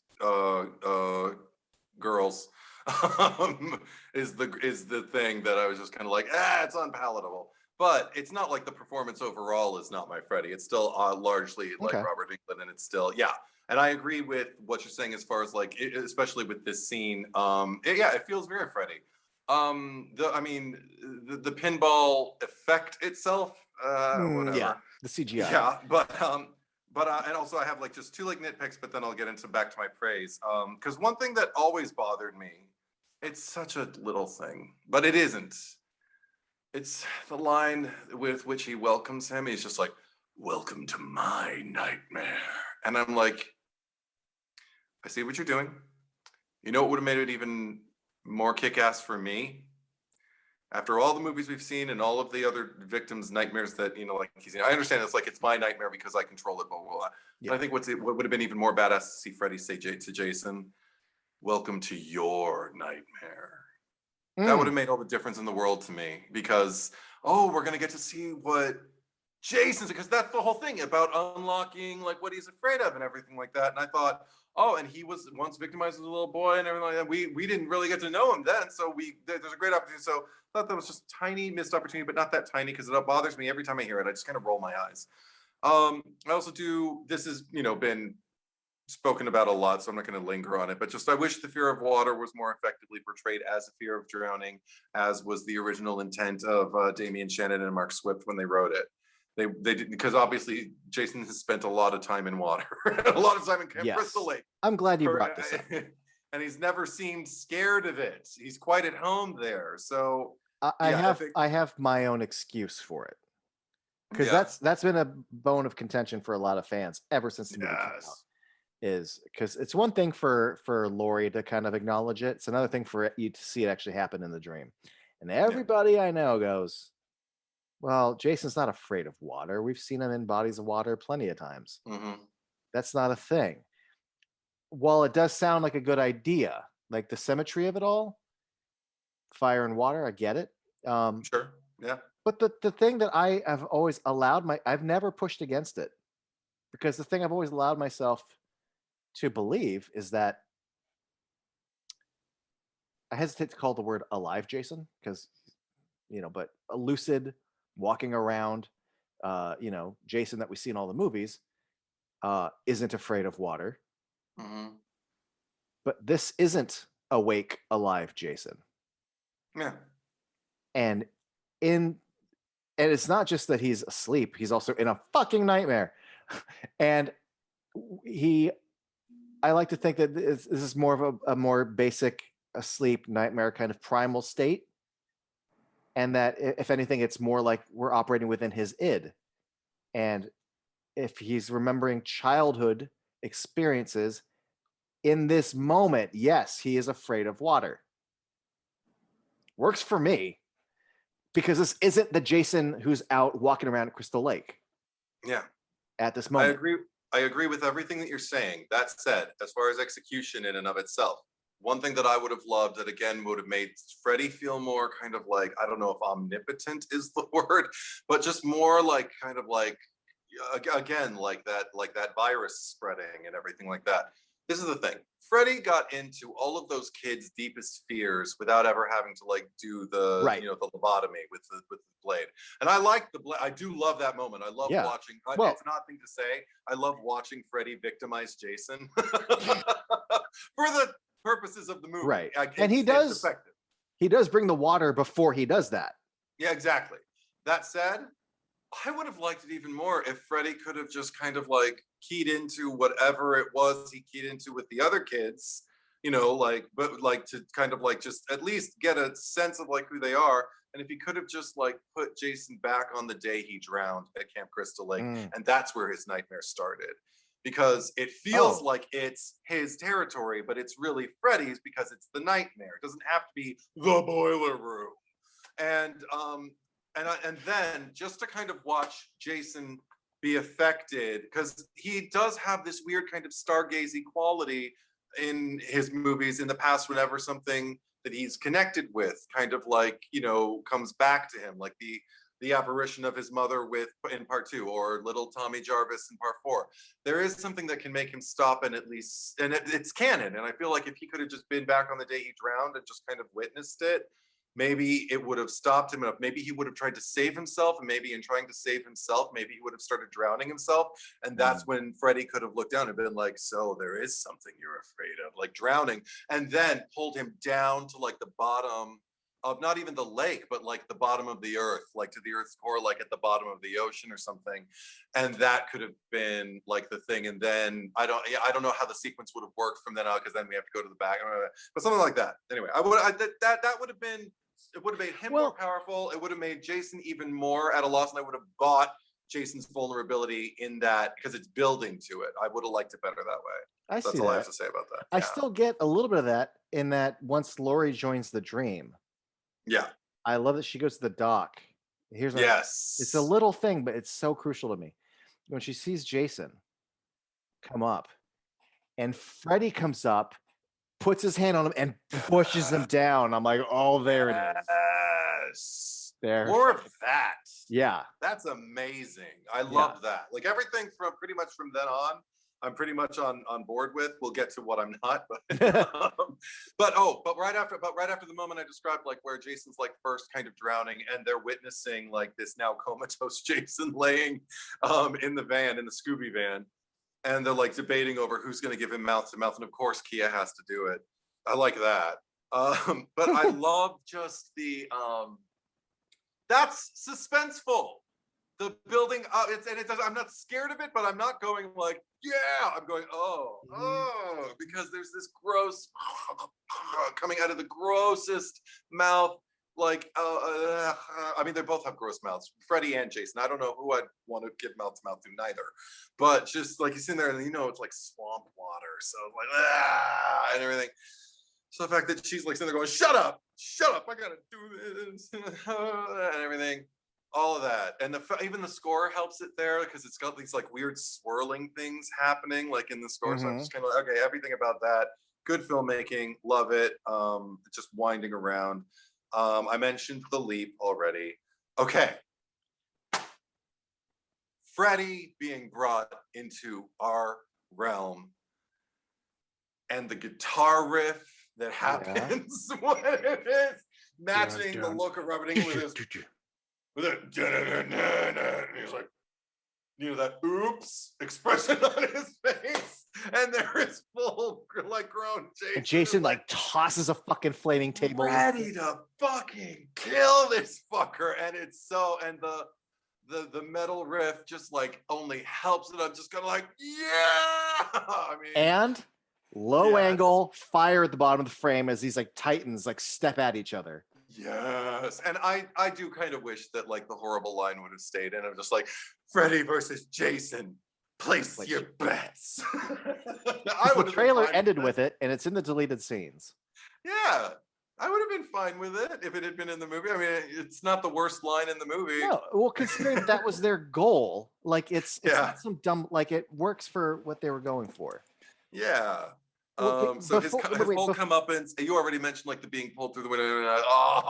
It's great. Beautiful, gorgeous art. I already mentioned Linderman's end. Okay, now we can talk about Kia. Okay. I'm not going to linger on the speech, but I do wish that the original ending that she had, I think it's enchanting. If she would have just been like, to Jason, I take back every bit of power I gave you. You're nothing. You're shit. And Freddy would have been like, tap, tap. Or just like, wrong one, bitch. And then I don't know who kills her, but I don't care. Well, either one of them can kill her. They can kill her together. I don't care. That would have been so amazing. I will say this. I'm fine with the scene as it is. I kind of like the scene as it is, minus the horrible F-bomb drop. Yeah. Not F-U-C-K, by the way. No. We know. it was kind of a record scratch in 2003, but in 2021, it is the record like flies across the room. It's awful. It's like, Kia. Oh. Yeah. And they go into it and never sleep again. Yeah. This has been covered. Yeah. But the scene functions because I still like just Freddy's little smile and that. Again, this is my this is the best Freddy for like the most screen time. I fucking love Freddy in this movie. No, I'm fine with it, but I absolutely agree with you. That is a way more creative moment to have, and it builds on the franchise legacy. It's a unique beat. It really, really would have worked. And it's funny. It's very funny. It's a great moment for Freddy and a great moment to watch her die. And also, I do kind of wish if the movie, like it stayed the way it was, if I didn't get the ending for Kia that I wanted. I love that like Laurie and Will are just kind of standing there watching it all, and they're both panicking. And I think he tries to like pull her, like, come on, we got to get away from here. While she's screaming, Kia! I just wish that like, as she's screaming Kia and she finally relents and decides to start running with it, we just could have heard like a little voiceover of Jason Ritter's voice. She's going, your friend's really homophobic. Did you know that? She's like, no, she never said that word before in her life. We need to make the Eddie cut and just loop those lines. Oh my God, I wish. Oh, so many I kills. also love when she gets knocked into the tree.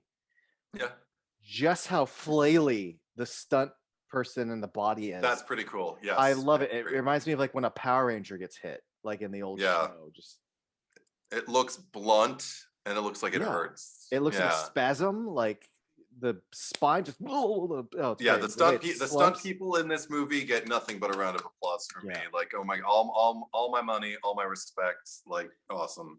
Can I tell you? Yes. Okay, so in 2003, um, I don't think it has anything to do with being woke, just so much as one's experiences. But when he says, "How sweet, dark meat," Oh God. I remember thinking, "Oh, it's a callback to 4." I don't feel that way now. If anything, it just makes, and I'm not trying to excuse it, but it does make Freddy feel like even more of a monster Right. because it makes him look like he's choosing, oh, I can kill a black person instead of more white kids. Let me go do that. It just makes him like so much worse.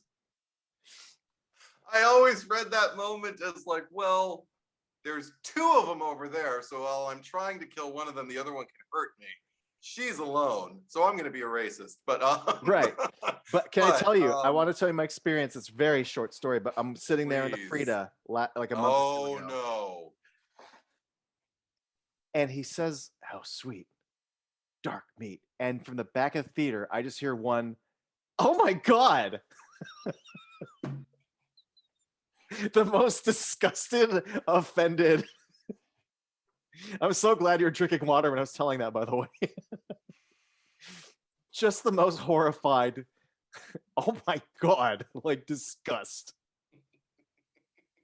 It made the scene so much better.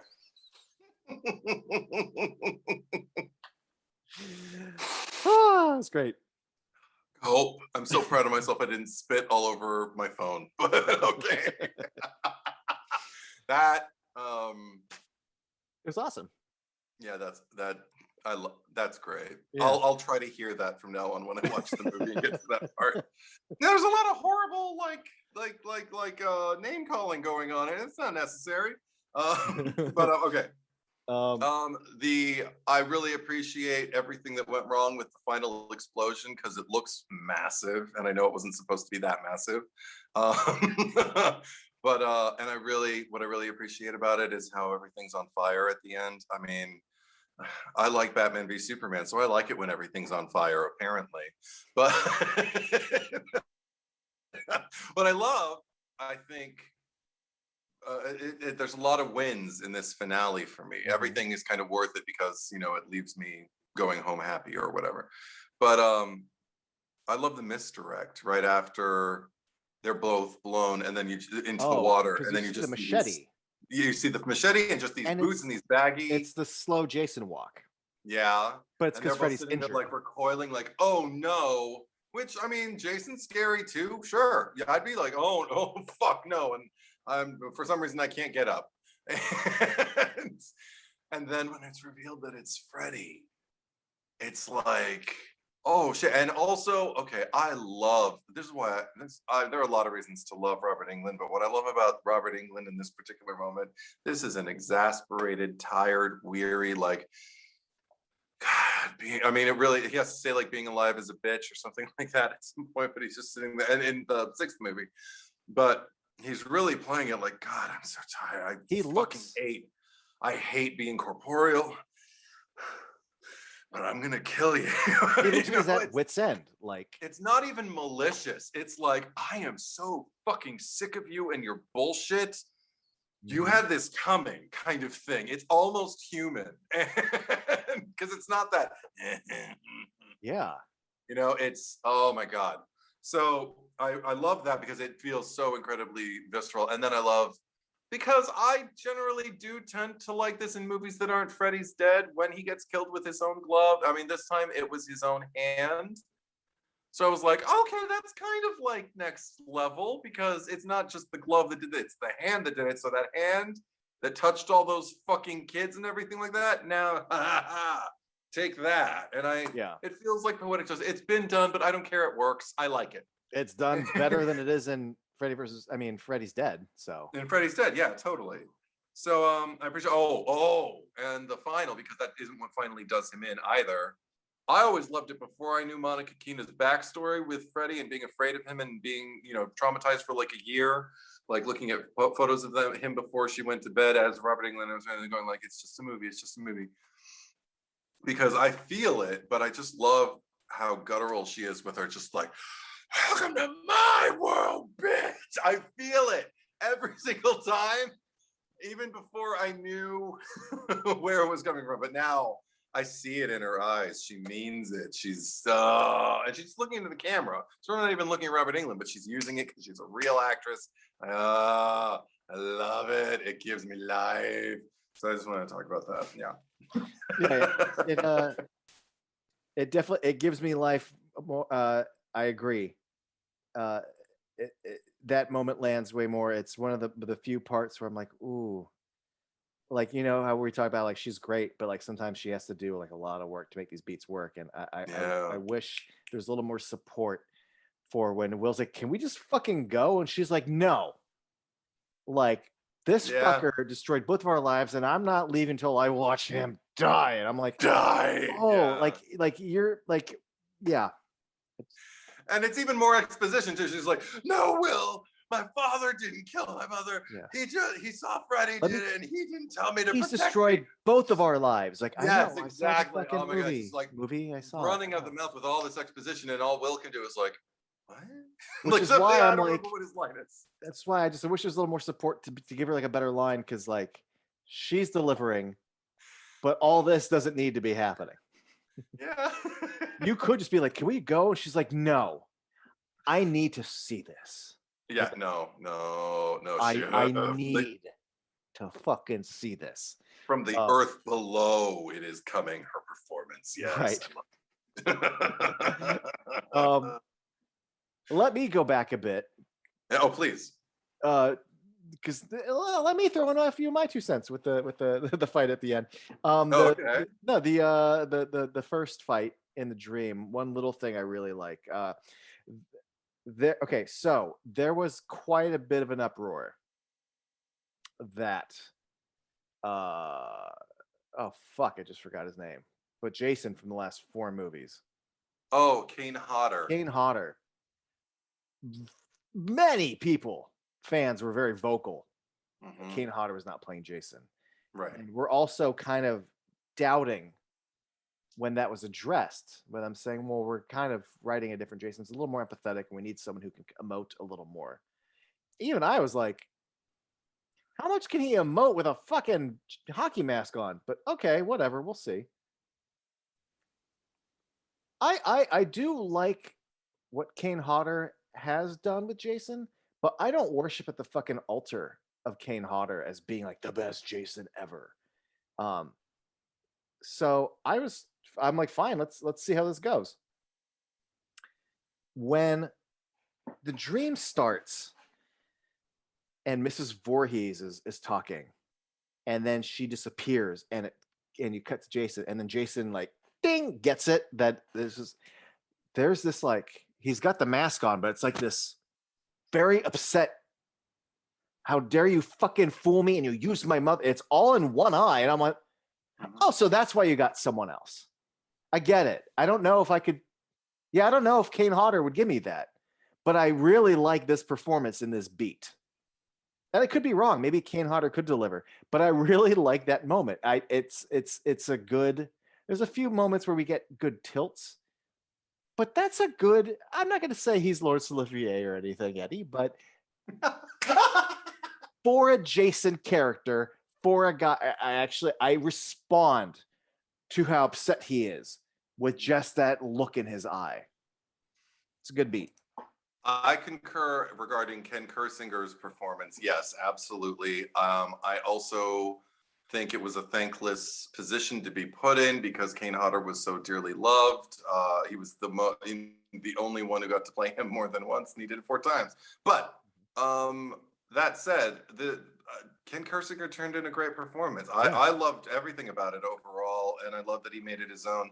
It is very much like a Freddy versus Jason, but it still doesn't feel, but it doesn't feel so removed from what other people had done before, which I like, which also makes me like it. It felt like a wonderful kind of mesh of enough nods to what other people did that make it feel like Jason, but also like he did get to put on his spin and be a little bit more morose. And I know Kane Hodder even went on the record in many interviews saying like he might not have wanted to play him that vulnerable, and maybe that's what they knew. That said, I don't know if I want to give the keep alleging whoever it was who made the decision. At the end of the day, it seems to always kind of fall back on the producers in the studio. And I'm convinced still, like somebody can fight me on this, but I'm still convinced that they didn't want to hire Kane Hodder because they didn't need to, because there was no face and there's no recognition, and they didn't value performance enough. And they thought, let's get another stuntman who we don't have to pay as much, because Kane Hodder is a name in this in his own franchise. So he's probably going to want like a big payday. Let's find someone else who can do the job. We're not gonna have to pay that much, because money. But because I will argue, and I don't know if we'll ever discuss the Friday the 13th movie, so I won't linger on it, but there is a moment in Jason X in particular that always felt like the essence of my Jason. And not that Kane Hodder is my Jason. I like a lot of the things that a lot of the Jason performers did. Yeah, me but too. One of the things that I love that Kane Hodder did in Jason X is in the very beginning, sitting there with a mask on, the eye just looking down, and he's lost. He is like, I'm not killing anyone, so all of my sadness is backing up on me. My mother is dead. Nobody loves me. Everybody thinks I'm ugly. I have to hide my face. I'm standing here in chains. And I don't like the people that I'm surrounded by. And then immediately one of the guys who's guarding him, who's an asshole, like does something, and the eye looks up. And then I can't remember if he says something or whatever. And then the eye narrows, because the anger is always there. But the vulnerability was there too. So I think Kane Hodder would have been capable of doing something. That said, capable is different than inclined. Right. And he saw the movie and said, like, there are a lot of things that might have been out of my control. I would have done my best to try and collaborate with everybody else on the show. I love it when everybody in the crew and all, like, lunch pail actors call it like the show instead of like the movie. I love that. But so I know he also said, like, I didn't see anything in the performance that was anything I didn't feel capable of doing. I feel like I could have done it. If I had my druthers, I would have probably been less sad and less this and less that, because he likes the angry, but that's heaving, not the and I love story they're telling with this, and that is definitely a choice for this story they're telling. And I have to say, going in the first time, I knew I had a reference for Kane Hodder, because I hadn't seen those movies the first 3 times I tried to watch this. Oh, really? Or had I? No, I had seen the first 2. I hadn't seen the other ones from New Line, so I didn't have my reference yet. And then, and I had, because I'd seen Jason, it's a whole story. We'll discuss it later. But when I had my reference and they were like in my head, and I was like, oh, Kane Hodder, whatever. And now I'm going into Freddy vs. Jason. Going in, I was kind of like, yeah, I don't remember having any kind of like impression of this Jason. And it's not Kane Hodder, because I was very much on the team. And then when I saw what Ken Gersinger was actually doing, the proof was there. And I think that's what everybody had. Like, once the movie was finally released, people let up. And there was no more hate. There was much more just kind of like a great celebration. It's just a Jason. We'll take it. It's not like he did a bad job. He did a really, really good job. So thumbs up. Yeah, I agree with that. Yeah. And prior to Kane Hodder, people didn't really, there was no person who had like an ownership of the role. So like, it's fine if someone else does it, in my book. Sure. Some little things that I just want to drop. This is still happening during the climax. It's when Laurie's still in the dream, and Freddy, when she gets to also flash back to the night her mom dies. Yeah. I remember thinking for the longest time, and I just sort of let it go, why is Freddy killing Laurie's mom? She's not a kid. She's not a teenager. That's not his MO. Like, he always had a thing for the bitches who lived in this house. Right. then something kind of clicked with me. Yeah. And it happened this time in 2021. Oh. And this isn't some big revelation, but I just always thought, why? Because she's an adult and this is not what he does. Aside from, Nancy's mom. No, but here's what I realized. At that point in the timeline, the parents have made the choice to erase Freddy. So if kids are being sent to Weston Hills and given Hypnosil, Oh. and if no one knows, well, here's someone that he could take revenge on, because this new decision you guys are doing is pissing me off. And maybe that was his last great kill before he stopped losing any of his power. Specifically, the fact that Laurie's dad is the one who's like signing up all these kids for Hypnosil, consulting at Weston Hills. Like, oh, it's a vengeance kill because he doesn't have any teens to kill. You don't know how much I wish that was in the movie. Oh my God. That's really good. I like that. Right? It took me like 18 years to piece that together, but I'm okay with that. Because it never really bothered me, but it never really felt inspired either. It just kind of felt like a component of the story, like so much of the story. And so I was just going like, okay, her mother died.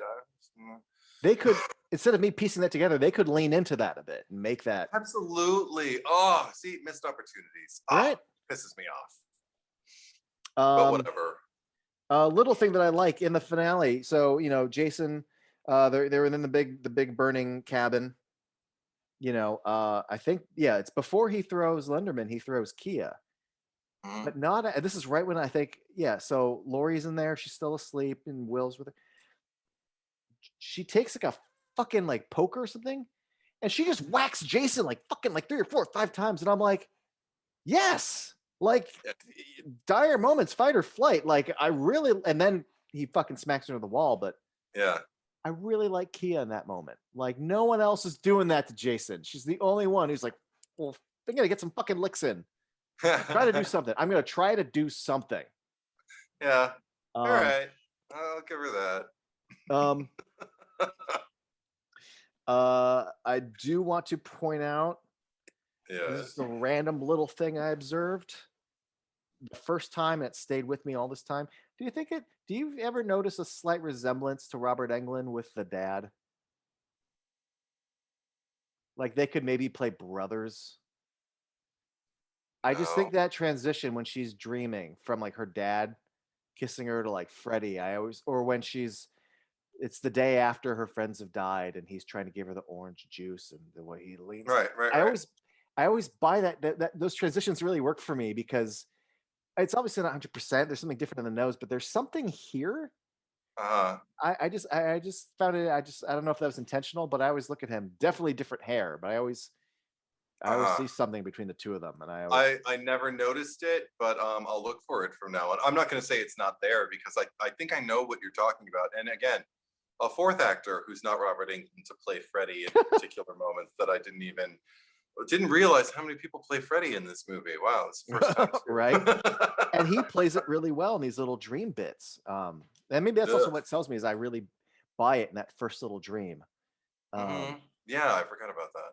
Which also, just like the first movie of Nightmare on Elm Street 1, like her friends have died and you shouldn't go to school today. And like, oh no, I want to go to school today. There's a lot of just tiniest little callbacks. I think it's silly, but okay. Whatever. Fuck you.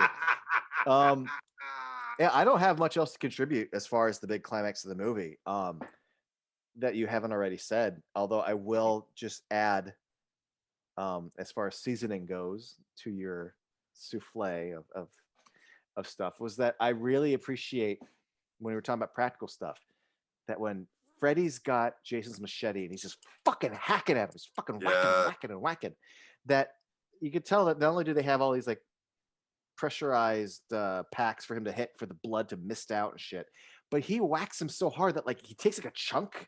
I always see that chunk that just flies out, and I don't know if they like put a little bit of stuff there or if he just hit a bunch of equipment, a bunch of like, maybe like plasticky gelatin packs, or if it's fabric. I don't know what the fuck it is, but I love that chunks are flying out of Jason's back.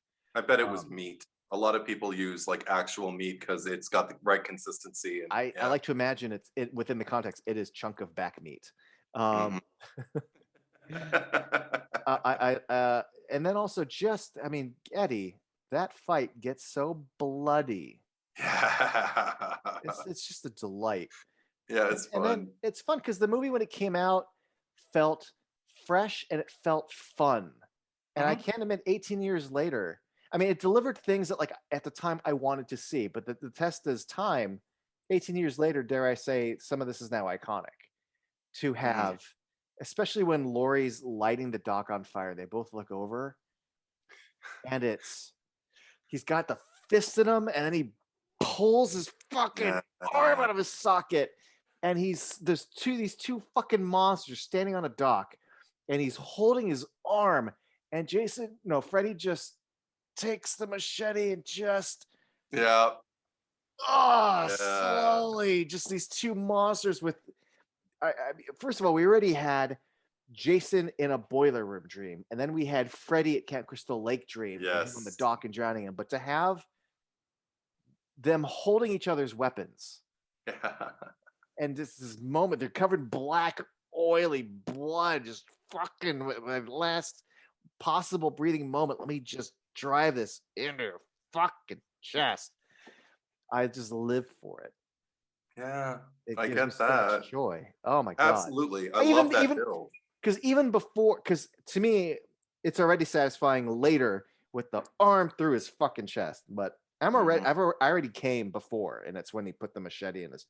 And the I music, the yeah. strings that are playing. Yes. Yes. Oh my Absolutely. It's god! epic. It's epic. And It's I know exactly what you're describing at every second because I never leave the room during this mm, entire sequence. This is all worth watching. I watch all the way to yeah. the end.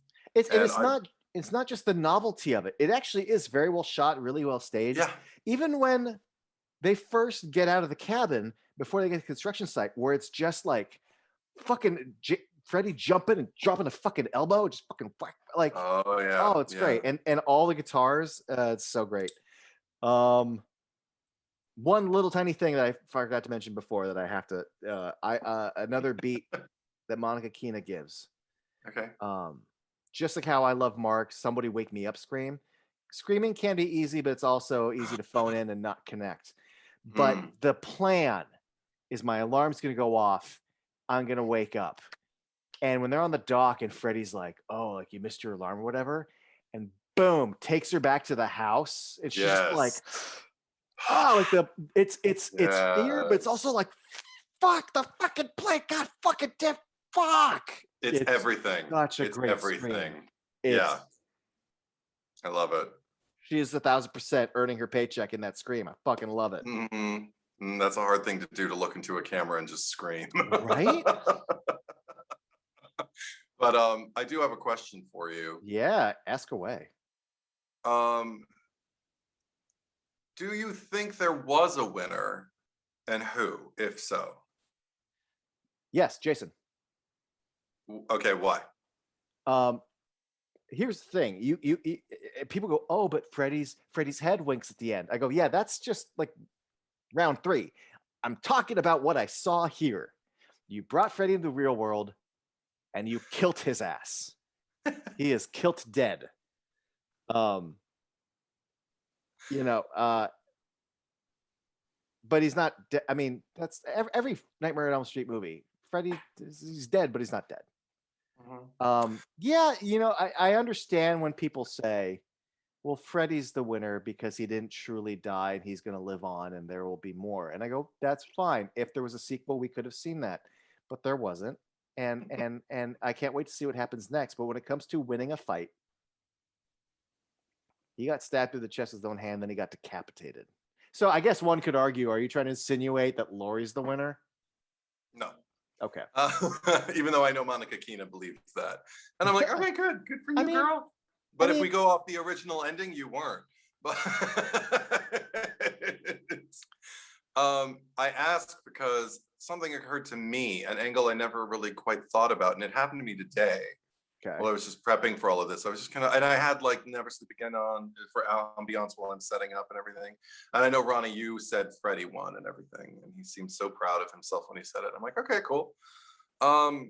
But I thought like, well, okay, so like, what are the reasons why Jason would be declared the winner? They seem obvious. I'm like, but what are the reasons Freddy would be declared the winner? And I just thought about the ending of the first movie and how much I watch it now and it convinces me that she never did wake up.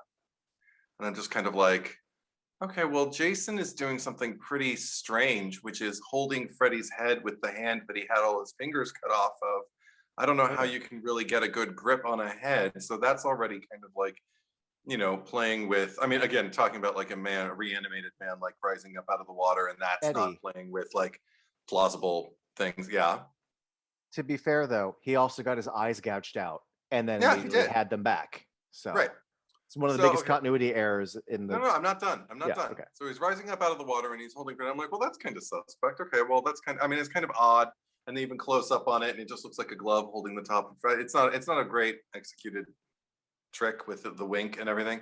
But I'm like, okay, so why is Freddy winking? And I know Robert Englund went on saying like, I have a plan. And I'm like, okay, great, a plan. But like, why would you be winking? Because you're dead. So, and you're mortal and everything like that. And I'm like, it's a dream. Well, yeah. Because you got killed here. But guess what? You got killed here before the first movie. And whether it's dream demons or whatever way you found a way back in through people's dreams. Jason dozed off down at the bottom of the lake, after like she throws the machete back and everything like that. So now he's probably in his hypersleep or whatever, and now you can do whatever you want. And now he's got this dream that he's carrying the Freddy head and he is victorious and he's walking out and we got the thing and everything. And I'm like, so you're not done fucking with him. So the fact that you are not defeated, you are merely disposed of in a manner that you have been disposed of before. So I call that a winner. Because now you have further insight to Jason's insecurities, and you can keep him trapped in this nightmare as long as you want. See, but I see that all as a next time sort of thing. And if we're ending the movie and like the credits are rolling, I feel like that's all set up for more. That's not necessarily the win. But if it didn't end with Jason rising back up out of the water and Freddy doing that wink and everything, right? I would have been on board with you. I would have been like, yeah, Jason clearly won. But well, no, first of all, because that is not the ending. I say Freddy won. I mean, anytime someone says Freddy, it's never to me something where I'm obviously like, oh, clearly Jason's the winner. That's the only answer. Like, I get both sides of it, and Sure. It actually took me quite a while to ever really just be confident enough to say, well, I think Jason won. The way I just had it for you, right? Because I always factor that into I mean, to me, when you see like Jason's dreamscape earlier of taking the body into this shack and throwing into like the closet of drowning bodies, I always presumed that last shot was the beginning of him taking him to his like dreamscape of bodies. In fact, it wasn't until this most recent viewing where I really allowed myself to say, it's not the same shore, it's not the same fog, it's not the same lighting. Yeah. In fact, wouldn't it be fucked up if this is actually just real? And that is Jason coming back like he always does. In fact, that's why he's literally holding Freddy's head and not some dream version of Freddy's body. But then if that's the case, why the fuck is Freddy's head winking? This is clearly a dream. Yeah. You're in Freddy's territory, which is why he's winking. I never really thought so much as I have a plan, just so much as like, well, now we're back to the dream world, bitch. Like it ain't over. Like I'm not done yet. Like, I don't have a plan, but I'm not down for the count. Like, don't you worry. And I'd also argue that I think Freddy also wins because he's got Jason believing he won, so his guard is dropped, he's vulnerable. Right, but that's why it's a completed hand. It's definitely a dream. I think also because so many. it's less of a cop out than others, but it is kind of like that cop out ending that allows us to have this debate. Totally.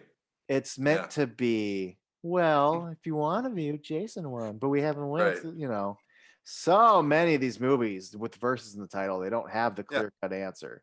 Oh yeah. It's like, it's like, oh, well, the people who are fans of the Goblet will see the Goblet, and people who are fans of the lovers looking at each other's faces will see the lovers looking at each other's faces. Yeah. But I will say that the one of the reasons why I lean towards Jason, though, is just it has nothing to do with really the facts so much as just you made a movie that was Jason sympathetic, and a movie that made Freddy more antagonistic and a monster between the two of them. Therefore, no one wants to go see the movie where that bad guy wins. Jason should be the winner if this is the story you're telling. In fact, but that's not the nature of the genre we're in either. I know. Otherwise, both of these guys wouldn't have had so many sequels. Now, before we ever found out about Freddy versus Jason versus Ash potentially being a thing, when that movie ended, because my brain immediately starts imagining what would a sequel be, and even though I didn't have the story whatsoever. My one idea, though, is I wanted to flip it and do the inverse, where my takeaway was he's got Freddy's head. It's the dream world. It's taken to the dream thing. Now, like, Freddy is trapped in Jason's dreamscape, and Jason is making him pay for everything he did to him in Freddy versus Jason. And over the course of that, I would then make Freddy kind of the victim, and Jason sort of going out of control with his abuse of Freddy. Kind of like a Devil's Rejects kind of thing. Yeah. All right. That was my only angle, was that Freddy would be the sympathetic character. That would be quite an achievement to get me to sympathize with Freddy ever. Well, and the trick would be that Jason would kind of go off the rails, but ultimately, like, it's very childish. Like, he just needs someone to kind of pull him back. He doesn't have that. I would never fully make Jason the kind of conscious evil that Freddy was. You just made me, for no reason at all, you made me remember one of my least favorite lines because of what it is and because of, unfortunately, the way it was delivered. I'm sorry, Robert Englund. It's when they're in that first fight and Jason cuts off his arm and you just see the arm on the floor, and Freddy, you just hear him, "Not my arm." God, that was around the time I would usually start to doze off those first 3 times, and I'd just be like, God, I'm so not feeling this. Do you not like it in general, or do you think if he's being honest, it's a bad performance? Because I always got that he's kind of mocking him, like he's pretending, like, "Oh no, not my arm." But I don't even like it for that. It's so declarative, and it's too cartoon. It's so over the top. I don't like it. But I do like with both arms and then that with the arms. Yeah, that's fine. That's fine. But I just let's do another take. Fair enough. Or let's just not have it. We know your arm fell off. Like, we can see it. We don't need you to declare, "Not my arm," again with the expository dialogue. Oh, well, you just reminded me of one of mine. Here's mine of that. It's when Blake is in the street and Freddy tries to stab him, and the goes through him, and he goes, "Oh, I'm okay. I'm all right." And he almost starts to say a line in the close-up, but then they cut to the wide, and he goes, "I'm okay. I'm all right." I'm like, yeah, fucking movie. I just saw it. He's all shadowy. He didn't gab him. He even does this, but they loop in, "I'm okay. I'm all right." Mm-hmm. You could have just not. I was fine. I got it. Thanks, fucking Rick Flag, for fucking explaining to me. Yeah. Oh, yeah. Thanks for telling me about Katana and the sword, and thank you. Yeah. I got another one. I shared this with my sister. I remember we both just kind of looked at each other like, "What the fuck?" Sorry, Kelly Rowlands, but it was after they start finding out that, like, all the people have been hacked up and everything like that, and they're at school having, like, the scream scene, and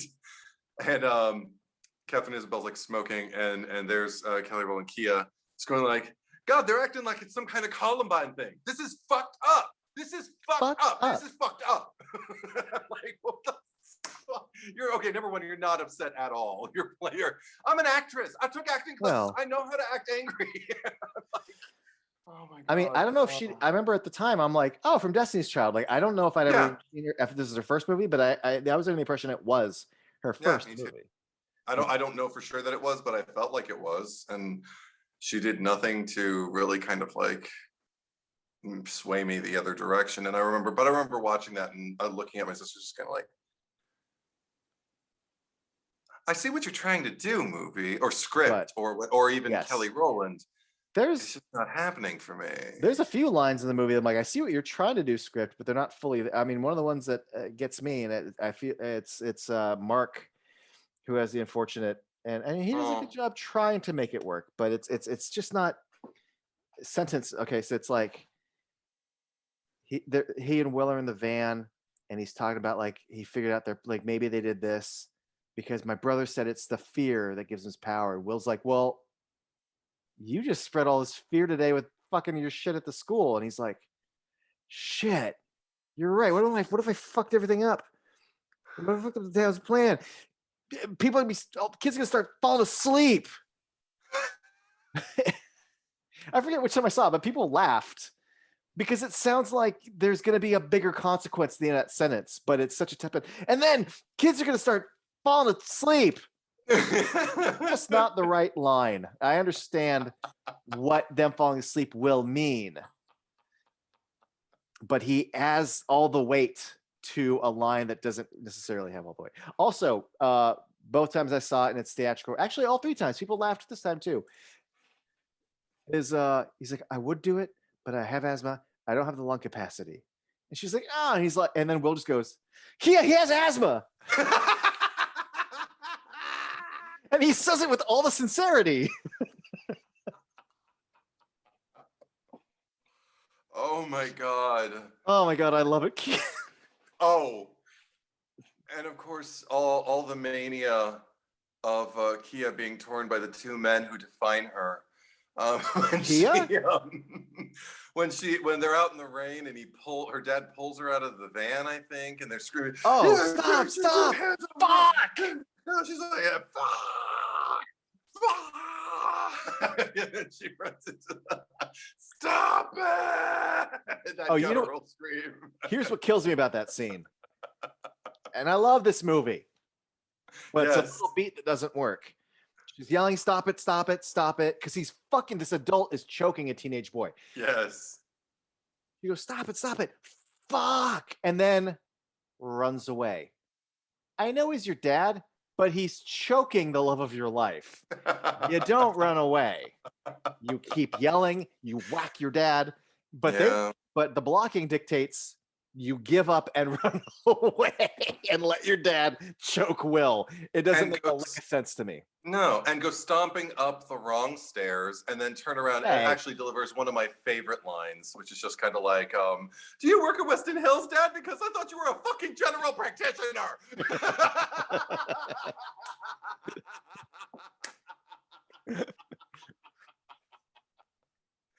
But 2 thumbs up.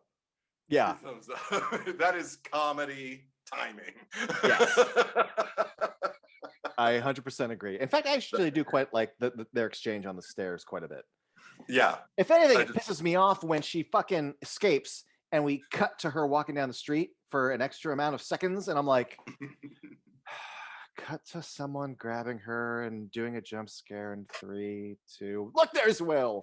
There it is. Yeah.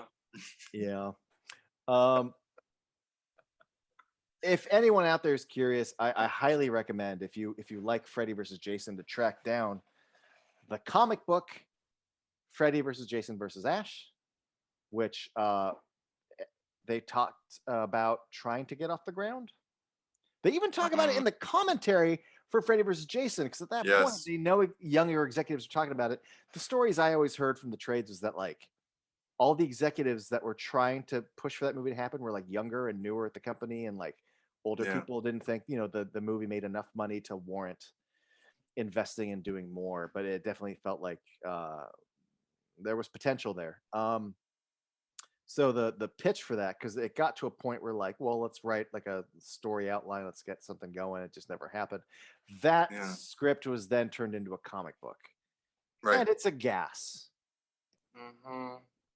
But what's worth mentioning, even more so than that, since we've been talking about all these Nightmare on Elm Street movies, is that there was a sequel to that comic. Not based on any movie script. It was just, hey, that comic did well. Let's do more. And I always call it Freddy versus Jason versus Ash 2, but that's not actually what it's called. I don't think I've ever told you this, Eddie, but it's called Freddy versus Jason versus Ash, Nightmare Warriors. And the premise A is that Washington, D.C. wants to like harness the Necronomicon because Freddy and Jason, they want to create like undead soldiers. It's very silly. These fact that these like, Jason can come back from the dead. But the other story, the hero story, is the Nightmare Warriors is a support group. That's Alice and her son and the girl from Jason Goes to Hell the Final Friday, and the not Bill Maher doctor from Part 3, and Freddy's daughter. And it's like a support group that gets joined by Ash and Tommy Jarvis, and they are the Nightmare Warriors that like fight. And I'm like it's, if you want like the callbacks of like like Alice is now a mom and like her son is like a teenager and like, yeah, it's like the Infinity War of it is. Like if I haven't read it in so long, but if I remember correctly, like even at one point like Nancy's ghost is in it, like everyone shows up in it. Okay what is that? Because I remember hearing in some comic, I can't remember which one, but there was some kind of, I thought it was predominantly just a Nightmare title, like a label, or but I knew that at some point, and I wanted to get my hands on it, Nancy came back, but not just like as a ghost, but as kind of like a dream spirit, like a guardian for like kids who were like, so in their nightmares she would appear and she would kind of but it's defend them and build them up and empower them and everything. Okay, it's like a cameo. I remember hearing about that and I was like, sign me up. But yeah, it's definitely like the Infinity War. Powers. Oh my god, that'd be amazing. But if you wanted to watch, like, there is a trilogy that is Freddy vs. Jason, Freddy vs. Ash, and then the Nightmare Warriors. It's a nice little trilogy. I got a birthday coming up, so nice. All right. Well, I didn't mean to shit on your baby. Here's the fun thing about my love of this movie is so deep. Nothing anyone could say could like pierce the armor. Like I like, there's no way to taint it. Okay. There really isn't. And also you didn't really shit on much, but yeah, it's an impenetrable force field. So of love. Yeah. But no, you could have done a lot of things. You could have started saying like, see, Eddie, you tear Freddy versus Jason down just to make yourself feel better, which is pretty pathetic when you think about it. That is assuming you can think with all that makeup you wear. And then I would ask you to dance because that's a natural response to being read like that. But anyway, sorry. Yeah. See, and like Eddie, like I'm not getting defensive or trying to like, I'm just okay. Just bullets off Captain America's shield. It's just nothing. I don't. Nice. I hear what you're saying, and it don't matter. Nice. You know, the movie ends, and then Il Nino, How Can I Live Without You starts playing, and I'm just like, wee. Toy Newkirk would be so proud of you because you're exercising mind over matter. Do you have anything else to say about this flick? I don't hate it. I do like it, especially the things that I like. I really like, but it is a bit of a sample sale. It's like, oh, I'll take this. I will leave that. I do not want that, and I have to take these two things attached. all right, I'll take it. You know, like that. So it's like, yeah, it's like that. It's fine. But it I forget where it is in my ranking exactly. Period.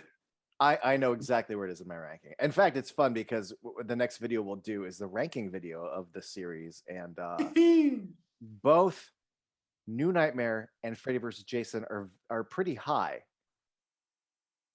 and they're nothing alike. No. And they satisfy me in completely different ways. Completely. New Nightmare is not mac and cheese. You know what I mean? But this is mac and cheese with like grilled chicken and barbecue sauce and shredded cheese on top. And I'm now. I get that. Yeah, New Nightmare is more nom. like, if New Nightmare at this point, also because time has passed, and I still feel like it's incredibly relevant, but I feel like it's Ratatouille. Oh, yeah. I understand that. Yeah. Yeah, still kind of comfort food, and you but get that, you know, that first bite and the critics close up, and you're like, Actually, I think both this and New Nightmare have aged really well. I mean, there's some lines that haven't aged well, but on the whole, I feel like these two guys with the fire on, like, it feels like an iconic classic thing now. Yes, it does. And New Nightmare has, as time has gone on, I just think the world has caught up because that movie just came too soon. I agree. Lastly, I'll just say this one little thing I enjoy about this movie is it kind of reminded me of like the old Universal monster movies in a certain way, because like it just sort of opens with like, oh, you know, Freddy's dead, and there's a light connection. He's a demon now, but still, it's just like, we made a movie called Freddy's Dead, and now here I am again. And also, well, Jason X takes place in the future, so somewhere after Jason goes to hell the final Friday. Well, he got blowed up, and then he was just like a heart, and then he jumped around. So we don't know. Either there needs to be a story that needs to explain how this Jason happened, or here's what I like about this movie. It's just, I don't know, here's Jason.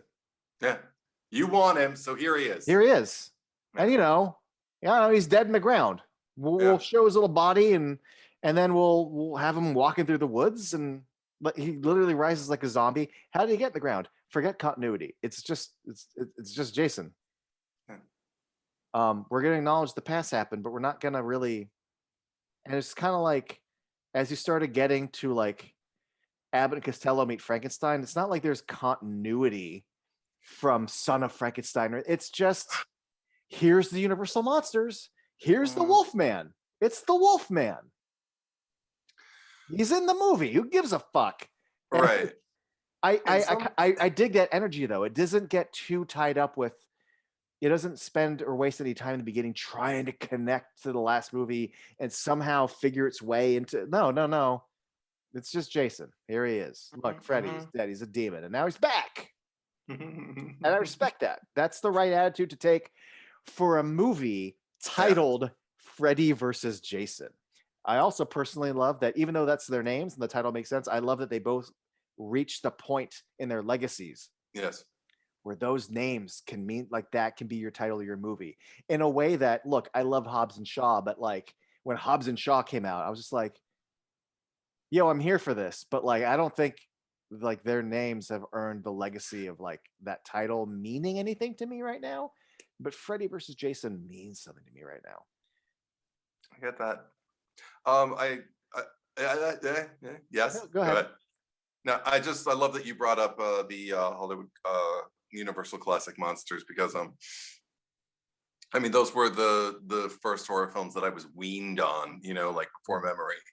I'd watched them before I kind of like knew how to watch movies. I feel like they taught me how to watch movies and taught me how to anticipate.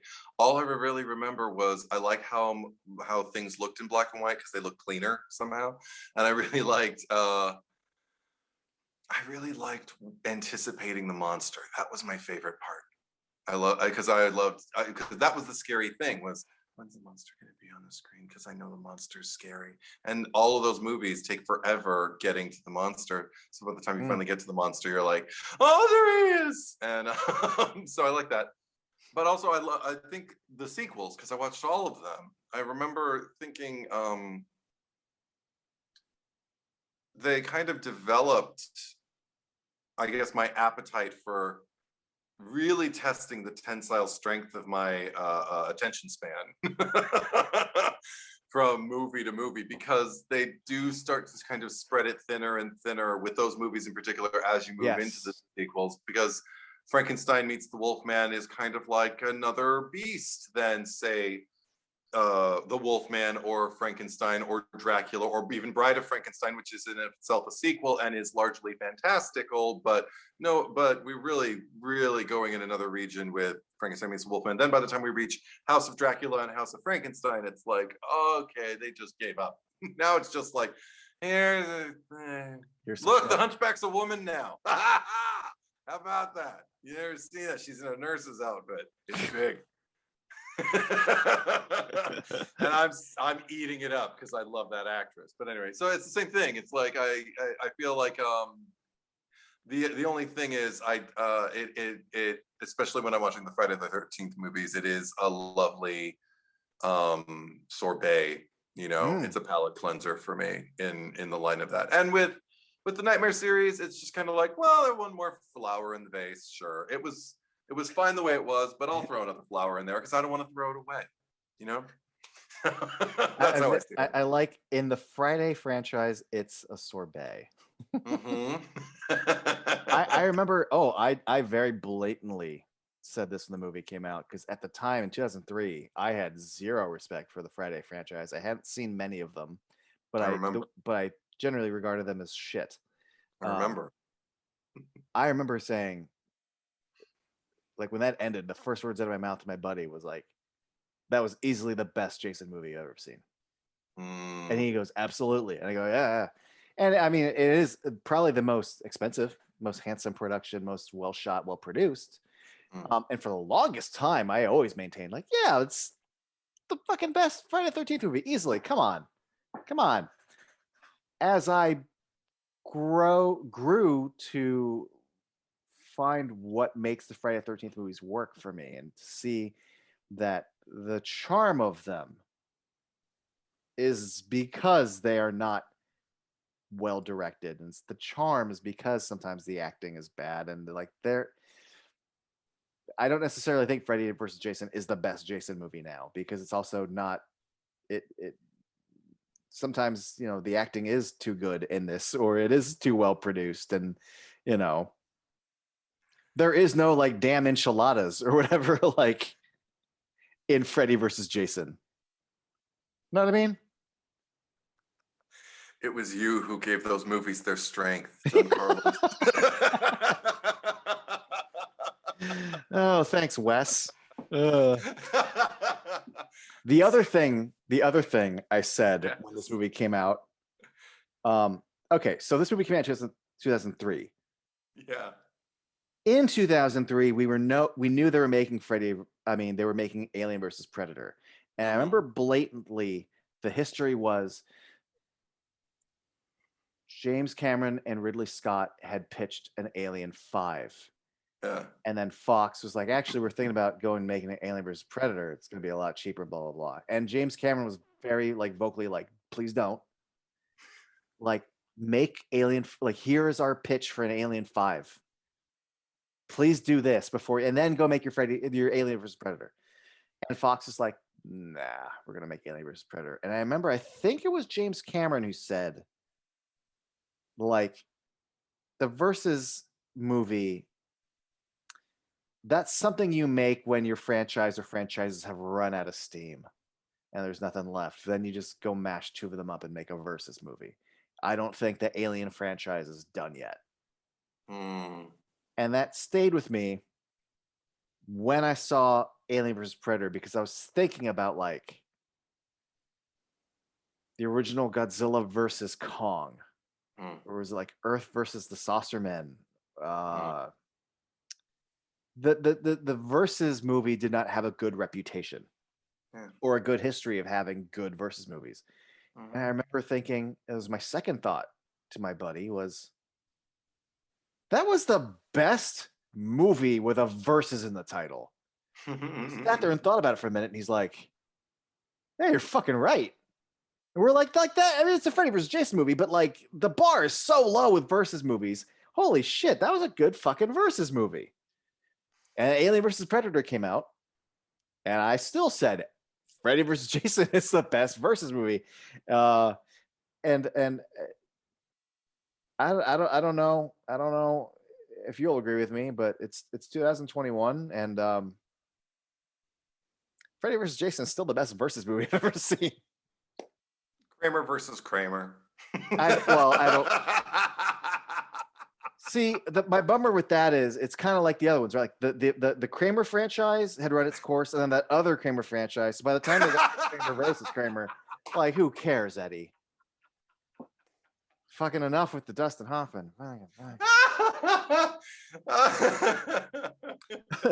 No, but like here, let me like Alien vs Predator Requiem. I mean, come on, Billy the Kid versus Dracula. Even like I like Monsters versus Aliens, but like it's no Freddy versus Jason. I think by default this shouldn't count because it's not like what the comparison the genre is. But I guess by being technical, the best one is Scott Pilgrim versus the World. Oh, but that's not, you know what I mean? Like it has a versus in the title, but it's not Godzilla versus Kong, either of them, you know. Right. Anyway, it's still my favorite movie with a VS in it. Good. As I drink with the verses, probably. I'm trying to think. I can't think of many versus movies that I've revisited, except for like AVP, and I know you. We'll have that discussion.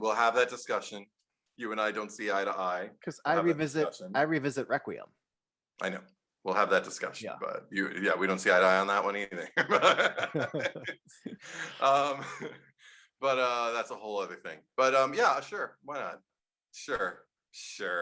Also, you know me and like best and favorites and all of that kind of. I'm no good at that, so why not? I'll just shrug and say why not. I'll be Will and just go.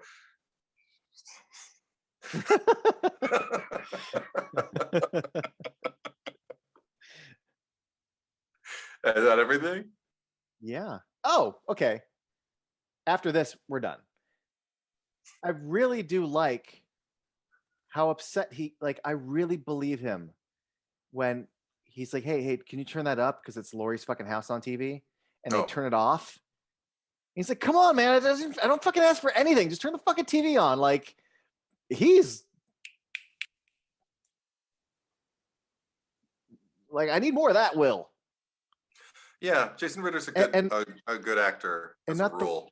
Not the Will who's staying. Every actor can use a director sometimes. Yeah. I need that Will and not the Will who's standing in the hallway just going like, come on, you're scaring her. Going, I kind of watched your dad kill your mom. Isn't that weird? I just wanted to ask right after that, like, isn't that weird? Or that's fucked up, right? So we're like, happy. And then she'll just be like, have you been smoking out with Freeberg? Is that his name? Freeberg? Yes, Freeberg with a G. Yeah. I also love that slight callback to 2. Freddy possesses a boy in this. He does a full possession. It's nice. Yeah. There's a few things here and there. Sure. Well, it's been fun going down this franchise with you. Yeah. And I like this franchise so much that I'm already like, kind of feel like watching them again. Me too. I just might do that. They're so rewatchable. So we'll be back again for a ranking video where we rank the Elm Street movies, just like a separate. Let's just talk rankings and whys. So see you, Eddie, for that. I'll see you all later. Thanks for joining me, Eddie. Thank you for having me, John Carlos. Bye.